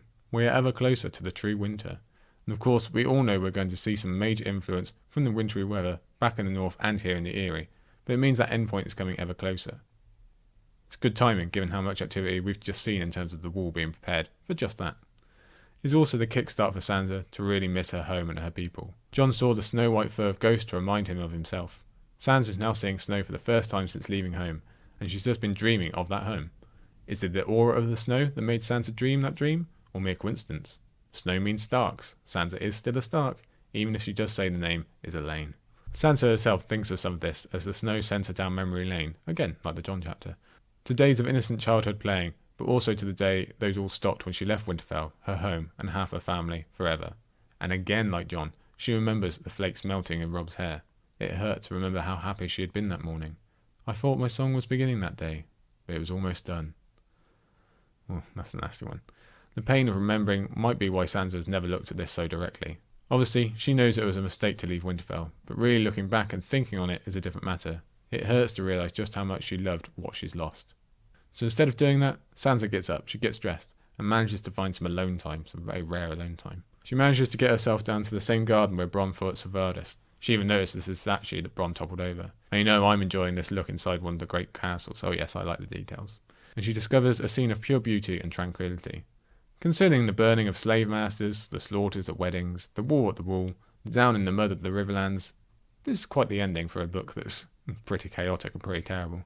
Almost like we're having a time out at the end here. When she opened the door to the garden, it was so lovely that she held her breath, unwilling to disturb such perfect beauty. The snow drifted down and down, all in ghostly silence, and lay thick and unbroken on the ground. All colour had fled the world outside. It was a place of whites and blacks and greys. White towers and white snow and white statues, black shadows and black trees. A pure world, Sansa thought. I do not belong here. So Sansa states she doesn't belong here, and Lysa says the same thing later on. Pretty interesting that wording is used as it's so similar to Jon. Jon who feels that way because of being a bastard. And what is it that Sansa is now supposed to be? Another quote. She could feel the snow on her lashes, taste it on her lips. It was the taste of Winterfell, the taste of innocence, the taste of dreams. What a beautiful moment those two quotes are conjuring up here. Sansa's being able to delight in nature and finally feel something. And again, she's relating it all back to her beloved home. I really like when Sansa notes this garden is supposed to be a god's wood, so it's supposed to be a place she'd have a true connection with, in the same way she's supposed to have a direwolf because she's a Stark. There might be something missing, sure, but she's trying her best. Maybe she should also take it as a sign she's supposed to be somewhere else, but I think she's already hit on that point. Now she moves beyond thought, relying on memory and instincts alone as she begins to build. But first, another memory. Her sister came back to see if she was hurt. When she said she wasn't, Arya hit her in the face with another snowball, but Sansa grabbed her leg and pulled her down and was rubbing snow in her hair when Jory came along and pulled them apart laughing. Chapter sequencing alert. With Jon, we had stories of him and Robb. Now we're getting all the younger children together, and especially this paragraph on Arya and Sansa, probably having the most fun we've ever heard of between them. This was not the sisterhood we got to see on page, so it's a real heart-hurter to imagine what they were like for the majority of their time at Winterfell as children. This all ties into the idea of framing this as the end of a major part of the story. Remember, this was written as the final main POV chapter before the 5-year gap. This is essentially our goodbye to the Starks as children, so these memories are used to size up exactly what this war has done to them all the innocence that has been stolen, all the opportunities to roll around in the snow and laugh, and how it's all been completely taken away. We can see how vastly they've changed, journeyed from our first chapters in that loving Winterfell setting to the here and now. You would think after her imprisonment, Sansa would be completely used to loneliness and missing her family, but this scene shows that she's not. But what can she do to counteract that? She can't build her siblings out of snow, but she could build another key member of her family. The snow fell and the castle rose. 2 walls ankle high, the inner taller than the outer. Towers and turrets, keeps and stairs, a round kitchen, a square armoury, the stables along the inside of the west wall. It was only a castle when she began, but before long, Sansa knew it was Winterfell. Again, beautiful. This whole beginning part of this chapter is just beautiful in its scenery and imagery. There is something wonderfully childlike and simple about this exercise. It's Sansa the child actually being allowed to be Sansa the child for once, and now act in a certain way without having to act a certain way for someone else.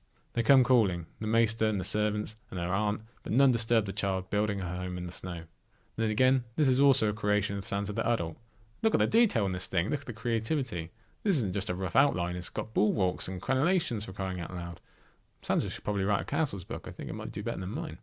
So we've got all the themes of youth and innocence, the pureness of the snow, the white of it. That's just the symbolism. We've also got the act of a child having a wonderful moment to herself. The whole thing, like I say, is just beautiful, a beautiful connection back to her much missed family. So what do we need to counteract such a picture? We need the snake to Sansa's Eve, of course, the most corruptive and corrosive figure in all of Westeros. Yes, Peter Baelish enters the scene. Groan, sigh, curse and swear. He kicks off by asking, "May I come into your castle, my lady?" And that should be a pretty clear announcement of how awful he is. Yes, I'm already getting annoyed. We've just had this wonderful scene of Sansa in this beautiful description of the garden and her really connecting with nature and her memories, and look at this guy coming in making innuendos. I don't think I need to explain the insinuations of such a sentence, but it also links back to what we said last time about him masking his abuse in the guise of games. It just so happens he catches Sansa at a prime time for thinking about those old games as she's been remembering Winterfell with her youth and all those games. And I, as mentioned, come into my castle specifically as a game she remembers playing, so I think we can assume Sansa did also. The question masks Littlefinger's intentions behind a wall of charm and manners, also important to Sansa's psyche, and allows him to circle ever closer like the shark he is. I like that Sansa jumps to Winterfell's defence when Littlefinger dares to speak against her home. It's no surprise he viewed Winterfell in the manner he describes. He would have pictured it as your classic evil castle with lightning flashing behind it. It plays directly into his Peter the classic hero story we spoke of so much back in Game of Thrones. He was the poor wounded hero whose love was stolen from him and taken away to a dark, cold place in the frozen north. He probably spent years dreaming of Spree and Catelyn and taking her home. This isn't quite that, it's just the next best thing.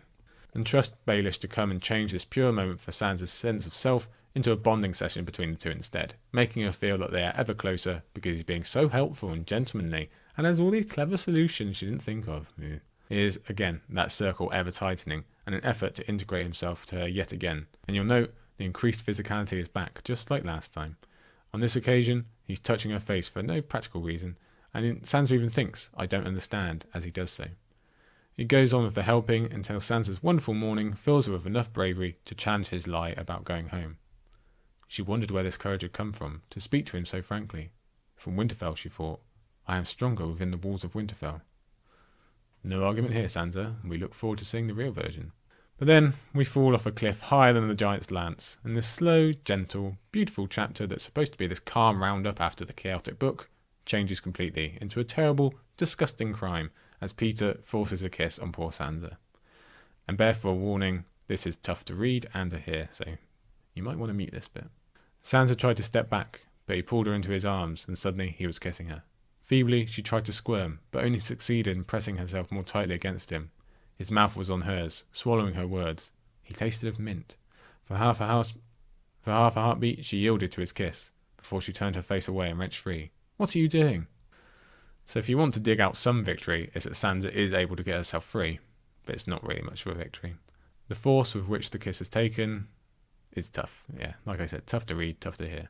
And even moving beyond that huge part of the issue, her wonderful experience of building the castles is now completely corrupted by his actions. Poor Sansa is not safe once again, because what difference is there between Baelish and Marillion other than Peter having far more tact about hiding his own offence? Sansa makes the same comparison herself a moment later. She is supposed to be able to trust this man to feel safe around him. All she wanted to do was build a castle in the snow. And now there's this. Sickening is not strong enough a word. It's also a massive gamble on Baelish's part. This isn't in a cabin, on a ship, or in a private room somewhere. This is an open garden, within the castle that Lysa can look down on at any moment. The Eyrie might be quiet, but it ain't that quiet, and Baelish clearly knows how Lysa will react to such. Some might say this is him trying to incite an incident between aunt and niece, so he has some cause to get rid of Lysa, but even Baelish can't plan for things to shake out as neatly as they did for such an opportunity. No, this isn't plotting, this is him being unable to resist the hero story he's been telling himself for decades. He spent all this time planning, resisting, moving inch by inch on a plan the size of a marathon, and he can't resist when he looks at Sansa because she looks so much like Catelyn in the moment. Young, beautiful, surrounded by snow, that's the Catelyn that Peter would have been picturing during that long recovery from his wounds back at the Fingers while picturing his beloved up in the north. He's been waiting and working for so long, and he's finally got his prize in front of him. Can I just relax for a moment and reap the rewards? Blech. Sickening again. I suppose a large factor might be he's already tiring of Lysa, and there can be no doubt he's constantly comparing the two women's physiques all the time, because that just sounds like him again. But either way, as well as a moment of cruelty, it's also a moment of weakness. This almost gets Sansa killed. It could have got her all the way. It could have almost got him killed as well. Everything could have fallen down in this one urge, yet he's not even the one to stop it. "Peter, please." Her voice sounded so weak. "Please. Castle!" The voice was loud, shrill, and childish. Littlefinger turned away from her. "Lord Robert," he sketched a bow. It is glass across our palm to hear Sansa having to weakly beg before sweet Robin, of all people, comes to save her. I don't think we want to delve too deeply into what might have been if he hadn't come at this moment. This is also an important reintroduction for us. We've not seen Robert for a long time. All the other children we've met in the series have changed plenty since then. But is he? As it turns out, no. He's actually gotten much worse thanks to Lysa's own issues and mothering techniques. It's important to establish his temperament and growing sickness for the Elaine storyline in Feast. We also see how socially unskilled he is straight away when he begins knocking down Snow Winterfell. And yes, some of Sweet Robin's issues come from the fact that he's a child. But remember, Bran was 8 when we first met him, whereas Sweet Robin seems closer to 3-year-old Rickon in terms of development. Swinging the doll by her legs, he knocked the top off one gatehouse tower and then the other. It was more than Sansa could stand. Robert, stop that! Instead, he swung the doll again, and a foot of wall exploded. She grabbed for his hand, but caught the doll instead. There was a loud ripping sound as the thin cloth tore. Suddenly, she had the doll's head. Robert had the legs and bodies, and the rag and sawdust stuffing was spilling into the snow. Again, Sansa has to leap to Winterfell's defence, and you really feel for her with her careful creation being partially destroyed by some cruel, selfish, spoilt little boy. There's a lot to unpack here in terms of foreshadowing and prophecy. First is the connection we mentioned from Arya's time in the foothills, where she tore the doll from the farm girl, and Sansa is doing that now to a noble lord. So that's a nice little reflection there. There's the idea that a real giant will one day attack the actual Winterfell, and we certainly can't say for sure that won't happen, whether it be a white giant or a real one. Giants supposedly helped build Winterfell, so it may well be that another tries to destroy it. But the prevailing thread is one heard by Arya from the Ghost of High Heart, about a maid we know to be Sansa, slaying a giant made in a castle of snow. As I mentioned back then, while this incident fits the criteria perfectly, I really doubt it makes a big enough wave in the cosmic sea for the Ghost of High Heart to be having dreams about it. No, I maintain that the giant the ghost refers to is Littlefinger, because George would enjoy a short man with a little nickname being seen as the giant he is in terms of influence, as we're about to learn shortly. And the Castle of Snow will be Winterfell, as winter will leave it such. But you can even make the argument that Eyrie will be the place this happens. But I prefer Winterfell for a whole bunch of thematic reasons that I've spoken about before in various places, so I think this is more a supporting act to the Ghost streams than its conclusion. Sansa has already had a run-in with giants in the Castle of Snow, one where Littlefinger exerts his control over her. Next time, I expect it to be the opposite. Back in the present, we discover young Robert's sickness, and these episodes he's been having so often that everyone is well drilled in how to deal with them. And however unpleasant the child is, you have to feel for him, especially when he's subjected to constant leechings, as well as now gaining this reputation as sick and weakly, and therefore worthless. For Sansa, her perfect scene has been ruined. Her snow home is in tatters, the beautiful snow itself has stopped, and yet it's got colder somehow. It's like someone has taken the filter off. The emotion of such is so fierce, she ends up smashing this doll's head down onto a stick outside Snow Winterfell's walls. If the tales be true, that's not the first giant to end up with his head on Winterfell's walls. Those were only stories, she said, and left him there. I'd really like to believe this is Sansa saying, maybe those were stories, but one day this will be reality for you. One can hope. Sansa's frustrations return when she's alone in her room, and a desire for a more lively court and some friends of her own age allows for more setup for future storylines when we hear about Miranda Royce and Maya Stone. But what stands out more is the effect building Winterfell has had on Sansa. Her confidence is back, she feels some self-worth, and absolutely critical considering what happens at the end of the chapter and during Feast, Sansa wants to get away from Robin, Marillion, and Peter. That is so important to remember considering the Stockholm Syndrome symptoms she'll soon semi-display. She did not want those kisses. She wasn't a beggar, no matter what her aunt said. She was 13, a woman flowered and wed, the heir to Winterfell. And then, in a minute, if Lady Lysa knew that, surely she'd send her away from Robert's pouts and shakes and runny eyes, away from Marillion's lingering looks, away from Peter's kisses. I will tell her, I will. It's wonderful to see Sansa feeling so fierce and confident, but it's completely understandable why Marillion robs her of that. It's that feeling of compromised safety that Sansa has to suffer basically every 2 minutes in her life. Although the description of how Marillion has made himself hated by not looking at the big picture and only considering what gifts he can gain is good reading. No doubt Peter Baelish is aware of the mood towards Marillion and has considered how he can use that. Sansa's confidence continues to trickle away as she approaches her meeting with Lysa, and for good reason. A bar being slid against the door, Marillion lingering to play so the guards don't hear. Lysa has this all set up with intent. She intends to abuse Sansa, and the poor girl is aware of what's coming. We finally return to the beautiful High Hall, but this is just as empty as the rest of the castle.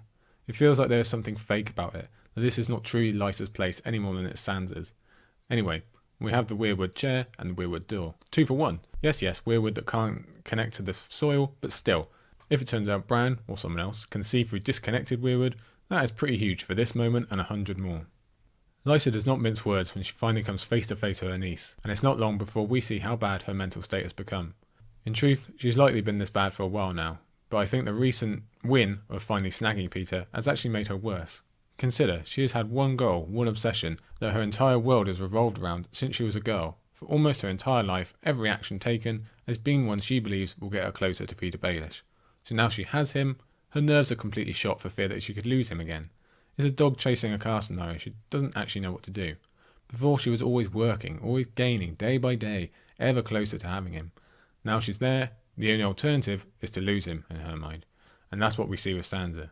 Any tiniest hint of a possibility of losing Peter is akin to a meteorite appearing above Lysa's head. It is the only thing that matters and must be dealt with. It is obvious how far she is detached from reality, and the ever-increasing loneliness of her withdrawal has a lot to do with that. Because she's not even considering the rather clear fact that Sansa obviously did not initiate this kiss and did not want it. Her detachment is such that she believes everyone wants Peter as much as she does, because he is the centre of the universe and everyone must clearly want to steal her long-awaited prize. We knew Lysa wasn't the strongest mentally, but this is a different level. Or do you take me for a fool? You do, don't you? You take me for a fool. Yes, I see that now. I am not a fool. You think you can have any man you want because you're young and beautiful. Don't think I haven't seen the looks you give Marillion. I know everything that happens in the Eyrie, little lady, and I have known your like before too. Sounds like Janos Slint there a bit. Again, Lysa's psyche is so fragile, the only reality she can allow is one where all other women are tempting witches, willing to sell themselves to any man. She's even convinced herself that's what all of Marillion's victims were. She fears the young and the beautiful, because deep down she knows she cannot compete with that, as she knew she couldn't compete with Catelyn. In a moment, Sansa will compare Lysa with Cersei, and that certainly fits with the young and the beautiful thing. This might even be an image of Cersei to come for all we know, but it's the Catelyn comparisons that are more apt. They all tried to take him from me. My lord father, my husband, your mother, Catelyn most of all.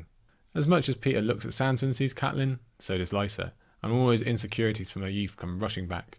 She is once again convinced they mean to take her prized possession, and to be honest, I think even if Peter had done nothing, it's all but guaranteed Lysa would have sought out some act she believed to be Sansa making a move, and we would have ended up with this situation regardless. Lysa is just so paranoid and worried, and so jealous of all that Cat was, it was inevitable. It really does make Peter and Lysa look like the perfect couple considering how obsessed they've been with the events of their childhood, and Catelyn specifically. Meanwhile, poor Sansa has to suffer from both ends just because of the resemblance she bears to her mother. What was it Tyrion said about dancing on the strings of those who came before? Yeah, that seems to fit pretty well now. Sansa sees just how far gone her aunt is, while Lysa launches into stories of old and starts kicking down the pebbles that will become an avalanche in a few minutes. Lysa confirms what we were essentially told back when Catelyn was listening to a dying hostess rambling about her becoming pregnant with Peter's child, but then being tricked into an abortion by her father, which makes this mental state make a lot more sense and really drags the empathy back out of us. But she also reveals exactly why Baelish believes he took Catelyn's maidenhead. He isn't just acting out for once, it is genuine belief. Again and again, Lysa talks about people trying to take things from her. This whole discussion is the belief Sansa wants to take Peter away, and it all relates back to Hoster's great crime. Clearly, Lysa was obsessed with Baelish beforehand and would have held on to those feelings for a long time. But do we think she becomes the broken person she is here without that crime from her father, or she doesn't even get pregnant in the first place? I say no, she doesn't. A baby was stolen from her. We have to really focus in on that. She didn't choose an abortion, and miscarriages are a tough enough experience to deal with even when you view them as an act of nature. But to know that someone intentionally took this from you, this baby, this product of your one true love, this opportunity for the whole life that you wanted, well, it's really not so different from everything Tywin stole from Tyrion, is it? So we absolutely find out why Lysa was willing to either not help her family or actively move against Hoster specifically. But it also makes sense why she grips so hard to Sweet Robin or to Peter, or why she thinks everyone is coming to take away the things she loves. Because it's already happened to her, and it was the very worst thing in the world. See, I told you about the empathy. Empathy, maybe, but that doesn't excuse what's happening to Sansa. Like she says, she wasn't born when all that happened. None of it was her. She is not her mother, as much as she might look like her.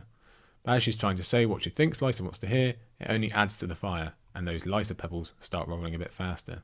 She's on a tirade now. She's thinking about Catelyn, and she just can't keep it together anymore. So emotional abuse moves to physical, and our hearts go into our mouths as Lysa moves towards the moon door. We are smart enough to be worried for Sansa's safety. This is the end of the book after all. We know George is going to want to end with a splash, and we've already seen what can happen to main characters. In fact, with Aurelian playing and the lyrics being spliced in amongst the prose here, is very comparable to Catelyn's own death and the playing of the Reigns of Castamere. Lysa gave her another shove, and Sansa shrieked. Her left foot broke through a crust of snow and knocked it loose. There was nothing in front of her but empty air, and a way castle 600 feet below clinging to the side of a mountain. "Don't!" Sansa screamed. "You're scaring me!" So Lysa's pretty much lost it, whatever way you're looking at the situation. I don't think she actually planned to throw Sansa out, because in her mind it might make Peter angry and she doesn't want that. I think the original goal is just to utterly terrify this poor teenage girl, but emotions are so high and Lysa's fear so real, I don't think she knows what she's going to do. As she pushes Sansa farther and farther out, everything becomes more frantic, the tension rises, and Sansa forgets any semblance of courtesy and starts pulling on Lysa's hair, because this is a matter of survival now, and for a moment it looks like they are both going to spill out into the sky. And wouldn't that have been really, really bad for Littlefinger? But instead, the man himself arrives at the climax. And he's cool under pressure. He speaks urgently, but not urgently enough to push Lysa over the edge, because he absolutely understands who and what Lysa is. He knows about her obsession and fragile mind. He knows she's liable to go off, and as we'll discover in a few minutes, he does not care about her in the slightest. Instead, he's used this obsession and undying love and fragile mind as nothing more than a tool to achieve his own ends. He has lied and led Lysa around by the nose for decades. Decades. Her entire adult life. He has planned it, manipulated it, promised that all her love was returned. And again, for decades this has been going on. Lysa's entire life has been as a means to an end for Peter Baelish. Aside from Jane Poole, this is the cruelest thing he ever does. But it's all a step too far for Lysa. Sansa is just a bit too much like Catelyn, and worst of all, deep down, she knows it was Peter who initiated the kiss. She knows he really wants Sansa, as he really wanted Catelyn before her, and there's nothing Lysa can do except lie to herself about it. Even though she's given him the whole world, and he still wants someone else. Hence why those pebbles become boulders, and the avalanche begins in truth, as she starts listing off exactly what she has done and why she should be the one he wants. It wasn't me. I never knew. I only drank what father gave me. That's past and done, Lysa. Lord Hoster's dead, and his old maester as well. Littlefinger moved closer. We don't want Elaine to know more than she should, do we? Or Marillion. I just love the end of that quote, because he knows full well how much Lysa could spill, and that she is his biggest weakness in many ways. If she says too much, it'll mean he has to take certain steps to deal with her, and Marillion and Sansa too. But I just love him suddenly spotting the leak in the boat. Catelyn kissed you in the Godswood, but she never meant it. She never wanted you. Why did you love her best? It was me. It was always me. I know, love. He took another step. And I am here. All you need to do is take my hand. Come on. He held out to her. There's no cause for those tears. Tears, tears, tears, she sobbed hysterically. No need for tears. But that's not what you said in King's Landing. You told me to put the tears in Jon's wine, and I did. For Robert and for us. And I wrote Catelyn and told her that the Lannisters have killed my lord husband, just as you said. That was so clever. You were always so clever. Avalanche complete. Lysa confirms what we've been saying about Catelyn all chapter, but then she slips in what is maybe the revelation of the entire series. All of this, the war that has ravaged the country, that took the Starks out of their loving home and split them apart, that has had an impossible to conceive number of effects, from gigantic battles where thousands of men died, to Ned's beheading, to the burning of Winterfell, to the burning and torture of the Riverlands, and all the abuses suffered by the small folk, to the death of 4 different kings, to everything that's happened specifically to these Stark children, to nearly everything we have witnessed in total over these 3 huge books, to say nothing of the effects still coming in the next 2 and beyond. All of it was originated on the whims of Peter Baelish and his manipulation of Lysa Arryn. Let's just let that sink in. This continent-spanning conflict with a billion effects and aftermath, this absolute horror that has consumed the entire saga, came about because of 2 normal humans, normal people, and the emotions and issues they've carried with them. Peter Baelish ripped apart all of Westeros because at the end of the day, he was pissed he didn't get the girl. That's it. That is amazing writing from George, that the human heart in conflict thing can produce such epic, spanning results. Just those couple of acts from Lysa, also acting on emotion and desire, has resulted in all this. It blows the mind, and is another one of those things that I'm just never going to do justice to. No one can. And it's such a drag back to Game of Thrones. This is the original question. This is the original inciting incident. All that investigation we had from Ned in Game of Thrones that so dominated that book, all 15 chapters, we've just got the answer to. 2 books later. It was Lysa. It was Littlefinger. That's how Jon Arryn died. That's why the letter was written. That's why everything started. I think you can tell in my voice, this is huge. I can't get it across to you. But what it does do, a long time after reading this chapter probably, because it takes a good long while for all that to sink in, is confirm what I've always said about Peter Baelish. He is the antagonist of this story. I think it's true in terms of his cruelty with Jane Poole or what he did to Lysa, but this absolutely confirms it in terms of his overall effect on the world. He is the villain.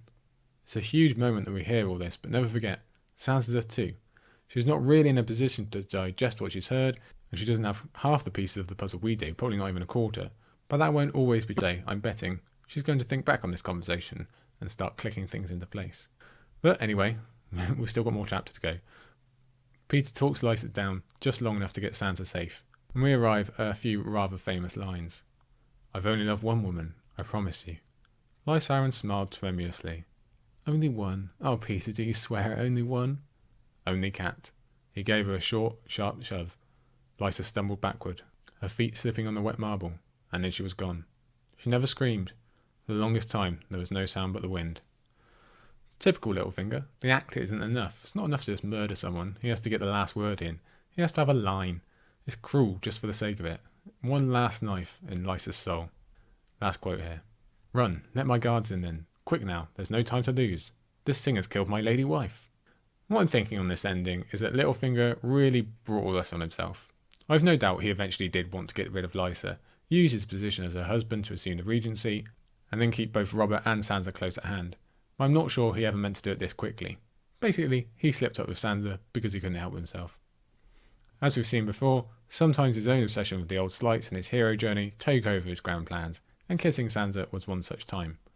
He gets away with it, but he's damn lucky because this could have gone so much worse in a myriad of ways. As it turns out, it goes kind of perfect. He can instantly be rid of Lysa, he has a scapegoat who everyone hates that was right there, and he has an eyewitness he's pretty sure he can persuade to stick on his side. It even helps him bring Sansa closer now they're in on a specific crime they completed together. It's not without complications, but it's pretty good. So we finally see Peter Baelish get his own hands dirty. Given all that he put Lysa through in her life, she probably deserved that at the least. Whatever way you look at it, this is a huge moment. The Tully line is even more extinguished than it already has been in this book. One of the 7 kingdoms has just changed hands and come under the control of someone who already has one kingdom officially and the key to another in his pocket. Robert has just lost his second parent, Sansa has just witnessed another murder, this time a relation, and we'll see a lot of the strength she gained in Snow Winterfell going back to being dormant now that she's even more tied to Peter Baelish. It's an incredible narrative point, and considering all the change we've seen throughout and at the end of this book, it's a fitting end. But I think that reveal actually overshadows the events at the end. We've already spoken about how this is supposed to be the grand ending to a major slice of the saga. This is a tentpole, a key break, so to tie it all together so neatly by revealing why it actually all started, that's a masterclass in structuring. Recall, these first 3 books were supposed to total up the War of the Five Kings, even if we will continue to see the aftermath. We move into a new section in Feast and Dance, and that's without the 5-year gap that was planned, so this really is a cherry on top by ending with the beginning. As for the 5-year gap, this is a pretty incredible cliffhanger to leave us on in that respect. We would have likely assumed Baelish gets away with it and begins his rule in the Vale and instruction of Sansa. But can you imagine if that had happened and we open the next book with Sansa having been under his influence for 5 years? No thank you. No, I do not want to read that. As for Sansa and everything going on at the Vale, it's a semi-goodbye similar to Arya. We'll pick up the Eyrie again fairly soon in what is one of the more dominant storylines outside the Jaime, Brienne, Cersei triple threat during Feast, but it's only 3 more chapters of Sansa, and then we get nothing in Dance of Dragons. So it's a big change to what we're used to. The Sansa we'll see is more confident, she's coming into her own, but she's also aligned with Peter Baelish. Yes, we love her being in control and learning these secrets, but the presence of Littlefinger just sullies it all. It's definitely going to be an interesting read. As for Storm Sansa, well, the most important thing is she got away from King's Landing and Joffrey. But don't forget, she also got married, had to escape, and finally had to give up her identity in a manner similar to Arya. And that's even with that huge POV gap. We've seen her gain strength and find more of herself, even in a book where her family are brutally murdered. I love the glimpse we get of that in this chapter. Here's hoping for more to come. And that's the end of Storm of Swords. Oh no! No, let's wait. New challenger has appeared. We have one more. Yes, everybody, it's time for our very first epilogue. Time for Merrett. No, we're not done just yet. And A Song of Ice and Fire first. Now we have to deal with the epilogue. Oh yes. And even more surprising than that fact alone, the character we get is a Frey of all people. This jumps out in 2 ways. One, it's the first member of the nobility we ever get in a prologue epilogue chapter. Crescent comes close as he's in that setting, but noble he is not. Although it's quite funny that said member of the nobility is also a member of the Freys, so in fact it's incredibly common. It also jumps out that we're in the mind of a certified bad guy. We've had that before in this very book with Chet, but Chet was still very much a mystery to us when we started. We didn't know the depth of his crimes. As for a Frey, oh we know very much. It's true, so much has happened since the Red Wedding, 30 chapters worth by this point, so it's easy to be distracted from the awfulness and emotional heartbreak that was that whole saga. We've got a lot of contenders for the moment of Storm of Swords. Tywin's death, Jon as Lord Commander, but the Red Wedding is, at worst, a close second. For me, it's still top dog. It was huge, so George has let us have all these distractions and just dropped all these bombs about the war and how it started. So it's fitting he returns us to a discussion about an event that in some ways ended it. But for the first time reader, that's still pretty confusing as to why. Is this just an extra knife in the back, George? Are you really going to make us relive all that horror through the eyes of a victor? And really, to what end? What is there for us to learn in the Riverland still? For the first time reader, I assume they'd be thinking this is something about the ongoing resistance of Riverrun. They might even guess it's about the Brotherhood, seeing as their storyline was also dropped about halfway through. But in general, it's all very interesting and definitely has our interest early, especially if we think the epilogues will follow the prologues and have the POV die at the end. Freys meeting their death? Okay, George, you got us. But then again, who is this guy? Merrett is mentioned by name a grand total of 3 times prior to this epilogue, and one is an offhanded remark from Big Walder in Bran 1 of Clash of Kings. The other 2 are during the Red Wedding chapter, Catelyn 7, both of them before the action really starts, and both of them in reference to Merrett drinking a lot. So if you remembered that prior to finding this epilogue, then congratulations. But even so, it doesn't give much of a hint of why this particular Frey should be of interest. But that just raises the interest, doesn't it? What was his particular part in the Red Wedding? Why specifically should we hate him? Well, let's find out. The road up to Old Stones went twice around the hill before reaching the summit.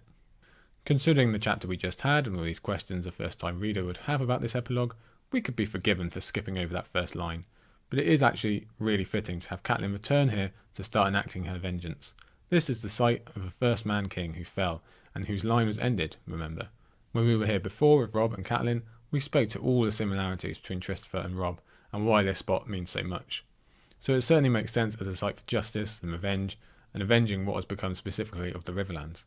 That's without going into how much this place must mean to Catelyn personally. It's a great tie-in again by George. Now we already know the realm was in bad shape, but firstly, Merrett notes it's been snowing here too. Okay, the area was one thing, that's high up in a mountain, but now there's snow down in the Riverlands as well? Yes, winter is truly coming. Then again, it makes a bit more sense if we look at the map and see the Eyrie and Old Stones almost dead even horizontally. In fact, they're a lot closer than you might originally think. But it's more than snow. Merrett is actually thinking about the crops that have been lost and the likelihood of famine combined with early winter. Such are the leavings of war. This is that Tywin Lannister legacy we were talking about. This is the same kind of aftermath we're going to see all through Feast, and it's what the Freys have sown too. They're going to be better off than 98% of the people, but winning the Red Wedding doesn't automatically guarantee you success, as this chapter is going to prove. And I should point out here, actually, George doesn't even use the word Frey for a while yet, and we don't get the twins until the third paragraph. So unless you do happen to be one of the masterminds that remembered Merrett from his 3 previous mentions, you might really be wondering who this guy is until about this point. But it all becomes clear when that twins mention comes in. The penny drops when we realise he's a Frey, and we're then treated to some extended backstory to separate Merrett from the Frey hordes so that we can get to know him as a person. George's ability to conjure up these backstories that, in the long run, don't matter at all, and he only has a few paragraphs to get across or a few pages, really is spectacular, and I like to think one of his true delights in writing. Although we should note there'll be key additions to Merrett's story supplied in Feast by Jaime, who knew him as a youth. But for now, we find out Merrett has a hatred of outlaws, and is slowly teased out that's because he had his life stolen from him, which is fitting considering some of the similar stuff we've been speaking about recently. Specifically, Merrett is on course to be a great knight, or at least that's how he tells it, before an injury that leaves him completely incapable in that regard. So he fits perfectly into our continual athlete analogies. He was once on the right track, ready to make a name for himself. He'd based his life on a certain set of skills. Then, by bad luck more than anything else, they are taken away from him and his whole life changes. Everything he wanted or had planned has changed. That's a pretty big hole to fill, and Merrett ended up trying to plug it with alcohol. It's an all too relevant story from our own real world athletes who suddenly lose their ability in a day thanks to a freak accident or have to face early retirement. Something is needed for the pain and loss. Let's get his first quote here.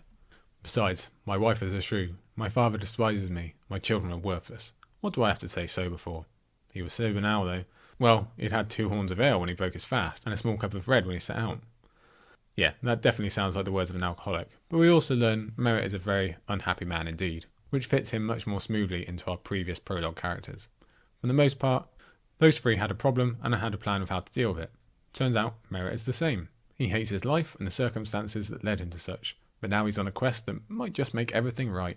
So our interest is raised again, because we're already guessing on how it might go wrong and we want to see how.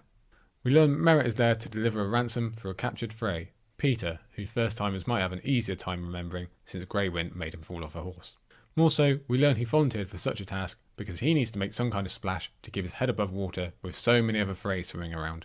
And with this, we really get our best ever cross-sectional look under the skin of the Freys, how it works with so many of them, and the fact most are evil and as ambitious as the others. We learnt some of this from Big and Little Walder, but we have a much better and more relevant source now, and the news on Black Walder sleeping with everyone in sight really breathes a lot of life into those Freys will consume themselves theories that we all enjoy so much. There's a lot of fodder for this that you can dig out. We often speak about how the Lannisters are the opposites of the Starks, but I think that is just, if not more, applicable to the Freys.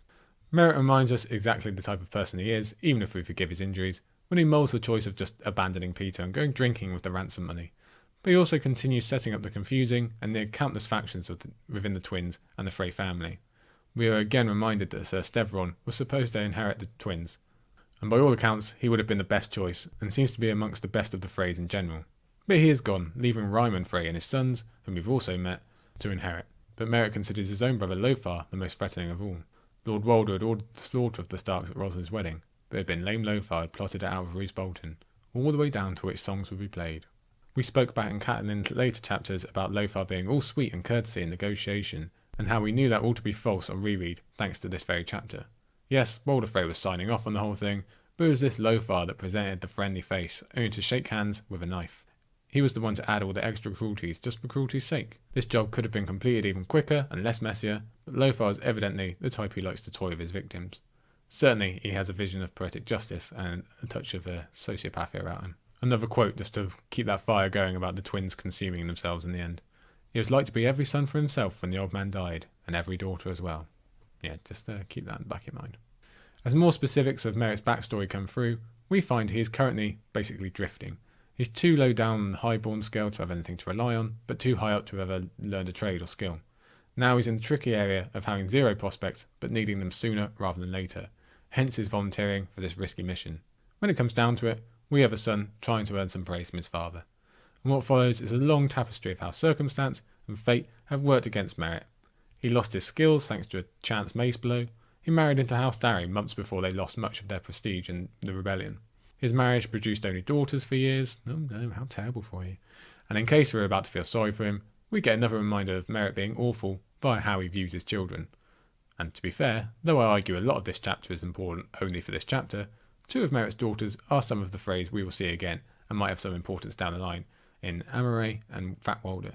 Is that Amoray? Yeah, I'm going with Amoray. We return to the Red Wedding yet again as Merrett finally reveals his part of the plot. And it isn't a big one. He wasn't allowed to scheme. He didn't get to kill anyone important or play a large role in slaughtering the soldiers. He was used to get the great Jon drunk, as Catelyn's earlier thoughts attest. And that's it. And as he recounts, he wasn't even good at that. Hands up if you enjoy the description of how hard the great Jon fought. So no, he wasn't a primary player, but he played a part. Again, hold on to that for later. From there, we get down to business as Merrett finally arrives. A curtain wall of old stones had once encircled the brow of the hill like the crown on a king's head. I really like that descriptive line as an analogy for the crowns that seem to be crumbling everywhere after that initial influx of kings. And Merrett reminds us again he is doing this for advancement and nothing else, which is why Frey does everything. They're a flock of grounded crows and weasels, really. They're really after the corpses. I'm tempted to sing it for you, but I think I'll just read instead, lest you begin to mock me. High in the halls of the kings who are gone, Jenny would dance with her ghosts. Yeah, one day I'll do a whole Patreon episode which was just me singing that line, but not today. Anyway, I misremembered this. Initially, I thought we got this snippet when I was with the ghost of High Heart, so I figured that this was the initial signal that the Brotherhood were here. But having gone and checked, I actually hears no lyrics back then.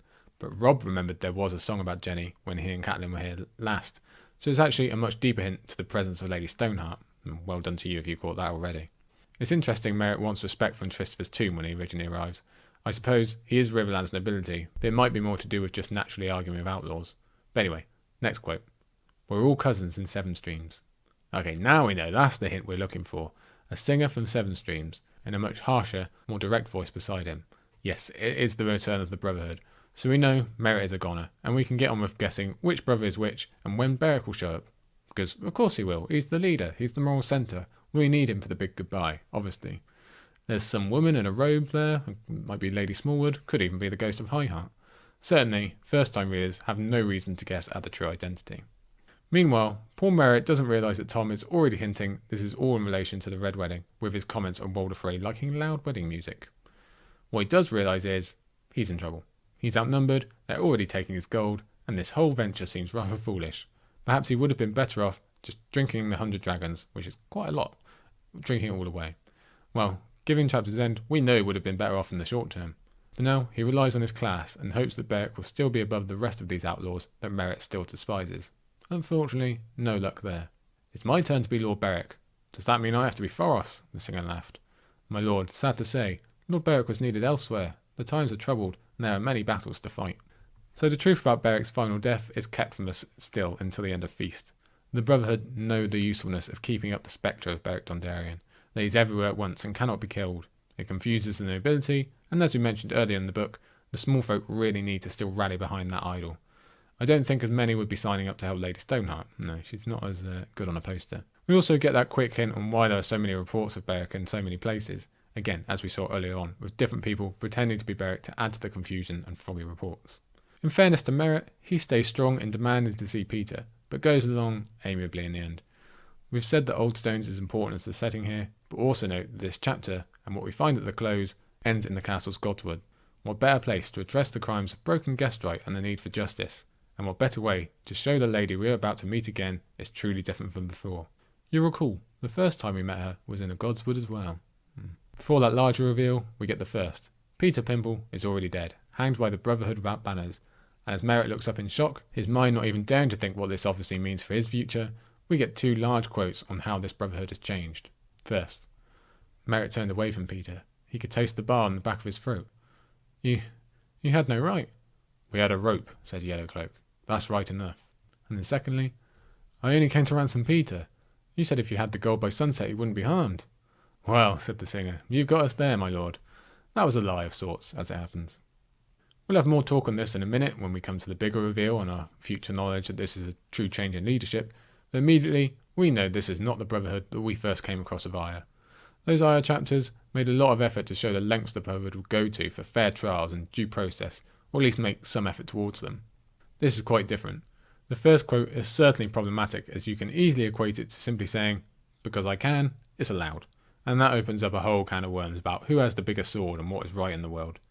Or, to look at it in a different way, is Len merely the mouthpiece for Catelyn here and is saying that Merrett and the Freys have given them all the right in the world by breaking the ancient laws with the Red Wedding. The second quote is more straightforward. They've abandoned honour. We're into straight up lies and tricks. Not that there wasn't an element of that before, but this is more straightforward and up front. They aren't even pretending. Again, it's a large deviation in policy, and it's fascinating to see that some brothers are obviously in on it 100%, while others are not. I'd love to know more about the mindset of those who have stayed. Were they just tired of this cycle of living in the wilderness and scraping by, only for it to seem that they're not really getting anywhere? Did they finally feel that they can let their true natures out now that Beric isn't in charge? In some ways, I feel like some of the Brotherhood are a type of broken man who want to strike out in aggression. Though I also don't doubt many of them do buy into Catelyn's reasons for revenge. The Red Wedding was abhorrent, and I doubt many of them were fans of the phrase beforehand. The larger question is, how much of their activities are still focused on helping the small folk? Some, at least, or they would be exposed, but we don't know how much. Exactly what will these 100 dragons be worth and what will they go to? Again, we'll return to those themes in a moment. First, let's check in with poor Merrett, as he realises he's being fitted for a noose. In classic highborn spirit, Merrett argues he is protected by his family name, and then his family's money, and then by his family's swords. A lot of Varys riddle vibes right there. He also agrees to answer a question, one that turns out to be about Sandor Clegane and the skinny girl who is with him. So we know Catelyn has learnt this information and is seeking to get one of her daughters, or someone she hopes to be her daughter. We love that hope and that Catelyn knows to look for Arya, but we also know this trail will run cold. They won't find Sandor Clegane, and Arya's just left the Riverlands for good. There's also a bit of heartache that Catelyn will have learnt Arya was maybe within touching distance just before her death. That must have been hard to hear. The subject stays on the Red Wedding, as Merrett realises this is a retaliation for what happened to Robb. Interestingly, Merrett opts to try and clear his family's name first. It was war, it was vengeance, they look silly. They even lost men themselves, and that is really a laughable argument if I ever heard one. We get some more details of Robb's corpse and the fate of Greywind, although the eternally hopeful among us will see there is razor-thin room for the wolf to have escaped, before Merrett moves on to trying to clear himself specifically. He had no part in it, he was just following orders, that old chestnut. His brothers and cousins and whatnot, they were the mastermind. And note that Lofar's sociopathy extends to the horrific killing of the soldiers as well as the collapsible tents. And that's all Merrett was, a soldier. We've already been in Merrett's mind. We know he would have filled one of those larger roles if only they had asked, and that whether he was given orders or not, he partook. He was part of this. He killed Robb Stark. And unfortunately, Merrett's final plea that they have no witnesses does him no favours either. Worse luck, I suppose. Here comes the quote we've been waiting for. Her cloak and collar hid the gash his brother's blade had made, but her face was even worse than he remembered. The flesh had gone pudding soft in the water and turned the colour of curdled milk. Beneath her ravaged scalp, her face was shredded skin and black blood where she had raked herself with her nails. But her eyes were the most terrible thing. Her eyes saw him, and they hated. She don't speak, said the big man in the yellow cloak. You bloody bastards cut her throat too deep for that. But she remembers. He turned to the dead woman and said, What do you say, my lady? Was he part of it? Lady Catelyn's eyes never left him. She nodded. Holy, okay, where do we start? It's Catelyn, Lady Catelyn, they say it right there. She's here, she's not dead. To call this a surprise or a reveal doesn't do it justice in the slightest. This is easily the biggest surprise in the entire series, the biggest blindsider by far. The only contender in my eyes is Eddard's death, but that was more about the reader not believing that George would dare kill off the main character 3/4 into the first book. The threat of his death was already well established, and if you go back and look, as we did, there's more than enough foreshadowing. But this? There's no build up to this. Yes, okay, we do have Nymeria dragging Catelyn's body out of the river, and many a first-time reader must have thought that'd be significant in some way. but most likely they believed it was just about honouring Catelyn's corpse and confirming to Arya that her mother was actually dead. Surely no one saw this coming. And consider its placement. Just in today's episode, we've had the huge shock of Tyrion killing Tywin, Jon's ascension to Lord Commander was slightly more on the table but is no less important, and then we get the huge reveal on Peter Baelish and his starting the war. That alone would be worthy of a book's ending. And now we get this thing, like 8 pages later, blowing all of it out of the water. Mind-blowing. And a huge part of what makes this book incomparable to anything inside the series or out. Catelyn, one of our main characters, has come back to life and is claiming vengeance for the largest heartbreak event of the series. She's here, walking, not talking, but alive-ish. And that's the thing, isn't it? She's not alive because we know she died, just as Merrett does. We've actually got double confirmation. So now we have to start connecting dots and filling in gaps. Obviously, it was Catelyn who Arya/Nymeria dragged out of the river, and the men who found her were the Brotherhood. But we still don't know what happened after that. It'd be natural to assume Forrest just did whatever he does for Beric, and it worked. Unfinished business and all that, she comes back to life. Who knows? We haven't actually heard anything to the contrary, and won't until the end of Feast. Then again, Beric and Forrest are missing. And so are several others. Where are the rest of them? Where's Gendry? As it is, we won't get those answers here. We'll have to wait quite a while to find out the moral alignment of the Brotherhood without banners, which was a fascinating case study earlier on in this book, has been skewed by this change in leadership. And a lot of that remains unanswered after Feast and makes up some of my most want-to-know questions about Winds of Winter. When did Gendry split? What happened to the other bands, etc., etc.? For all we know in the moment, this is the Brotherhood back in its usual roaming bands, and it just so happens this one is now being led by Catelyn. This is going to be a real interesting discussion to have later on about how Beric had led this near-holy crusade against evil and oppression in the Riverlands, all in the name of the Free Folk, and now all that he built has been turned around and used for a personal vendetta. It's so difficult for us as readers because we used to have Catelyn's POV. We feel that same anger against the Freys. Her vendetta is ours. So balancing that against the corruption, if you want to call it that, of the Brotherhood, it's difficult. We love dead Freys, but has the Brotherhood lost sight of saving the small folk? We need more details, and I look forward to having that discussion far in the future when we do actually get some of those details in Brienne's Feast chapters. But let's forget about the Brotherhood for now. Catelyn's back, yes.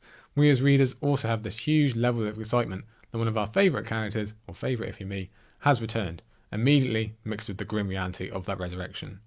This isn't a Disney flick where some lights zoom around her and hey presto she's back at 100%. Like Beric, she brings back the scars with her. The constant reminders of the great crime of the Red Wedding, Catelyn losing her mind at Robb's death, and her own grisly murder. Nothing easy with George, nothing one-sided. So now we have to ask, should we be happy about all this? Yay, she's alive, but look at her, is this what she wants? Is this a quality of life? And remember how Beric described the experience too. This is what has become of our poor Catelyn. Still, a lot of that joy is the restoration of possibilities once taken from us. When Catelyn died, she did so believing all her children were gone and that basically every terrible thing that could happen had. She had every reason to believe Edmure was dead as well, Riverrun would be lost, etc., etc. This news we get at the end here, however grisly the details, opens up 1,000 paths again. We didn't know in Storm, and still don't really know after Dance, but it is possible Catelyn can find out about Sansa and Arya being alive. She might even live long enough to find out about Rickon, or even Bran. It's a long shot, but we can't say no for definite. Even better, she might meet them again. All we ever wanted for Catelyn is the possibility of her seeing her children again, and we might now get that.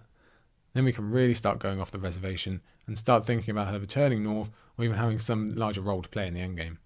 Even before we stretch that far, we know she started the vengeance of the Riverlands. This poor, war-torn realm that has suffered so much now has someone repaying the debt, even if it is a focused repaying on her own personal pain. We can guess she's learned about Edmure surviving, and there are bunches of theories surrounding the possible retaking of Riverrun, a place so important to Catelyn's soul. And how can we not be on board with that? I still love to dream about the now-on-the-run Blackfish joining up with his beloved niece and bringing his expertise to the Brotherhood. All of it is still to come and still to be dreamed of. We have these ideas of Arya maybe saving Catelyn via the giving of mercy, and we already know about some members of the Brotherhood becoming more disillusioned as we go, but it's so hard to focus on that with the level of surprise we have here. Catelyn is back. She's avenging the Red Wedding and House Stark, and it makes for what is clearly the best ending of any A Song of Ice and Fire book. And okay, yeah, let's not forget, goodbye Merrett. Unfortunately, it's very hard to concentrate on you after Catelyn's reveal, but let's give credit where it's due. He has so much backstory, he has us doing the classic George mark of getting us to understand why someone is the way they are, yet hating them at the same time.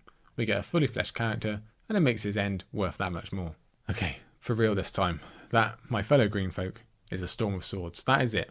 It's very difficult to find words to sum up the experience. Like I said at the beginning, I haven't thought of any during this 3-hour recording currently. Not just in today's chunk, but overall as an ending and a book, difficult to sum up. I think the main point that I've already raised a few times is, this is the peak. And this is a Song of Ice and Fire we're talking about, so it's not like there are any valleys, but this really is the Everest on top of Everest, especially in terms of the Red Wedding and this absolutely unbelievable ending.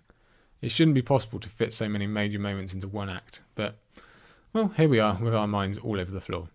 And what more can I say? I think I'd need some time to collect and look at the book overall, but for now, I'll say I love this book on multiple levels. It has some of the highest emotion, the biggest turns in plot, and all of it was supposed to be set up for a 5-year gap that we didn't get, which I still find fascinating.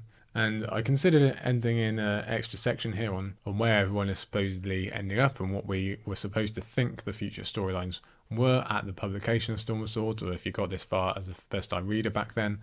But I think I might save that, might do a bonus episode on it. Either way, I'll post it in some form. We'll save that for later because this one is going a little long for now, so I think I'm going to let you guys go. Before you do, let's talk about next time. What will happen next time? For me personally, sleep. Maybe. Probably not. Maybe even food. I wouldn't hold my breath. What's for definite though? Feast for Crows. Yes, we know that. And we reach a major deviation in style, content and the narrative as we simultaneously open land and storylines yet unseen while changing plots evolve by revisiting previous places with new POVs. The world extends to the Iron Islands and the Sands of Dawn, but we also get the focus on a very much changed King's Landing and an ever-suffering Riverlands. Many will say it's the weaker book of the series, and alright, each their own, but I disagree. And I'll say, while Feast is probably the most different in terms of tone and style, it is superb, and I think it might be one of the best for improving with each subsequent reread, which is exactly what we plan to do, so that's good news. And of course the big change is that we will be focusing on specific areas while intentionally leaving some out. So, like I've said, we must say goodbye to Catelyn as a POV, we'll say see you later to Jon, Dany and Tyrion, which is pretty huge, as well as Bran and Davos, and we will welcome back Sansa, Arya, Sam and Jaime, before finally saying hello to Aeron, Victarion, Asher, oh I like that one, Arianne, Areo, Aerys, and especially to the two biggies, Brienne and Cersei. Yeah, I know you want those two. That is going to be quite the ride. What can you expect in between? There will also be a live stream next week, History of Westeros, hope they don't mind me saying, with rounding up this whole book, and Vale will read this, so we're looking forward to that. I am going to be getting on with the Storm's End rereading of the Council's book, and I'm sure we'll be getting some Sporkle Spectacular out as well. So lots to look forward to on the Isle. We're not leaving you hanging too long, and before long we're going to be back with Feast anyway. Yeah, I'm pretty sure I've never reached a 3 hours, 5 minutes, 30 second recording yet. That's what it is currently. Don't worry, I've still got all my ums and ahs and mispronouncings to cut out. There you go, there's one. So it'll be a little bit shorter than that. And let me thank you all from the bottom of my heart for being along for the ride. I hope you've enjoyed, and especially tuning in today. Thank you a million times. Stay safe out there, stay smart. We'll see you next time.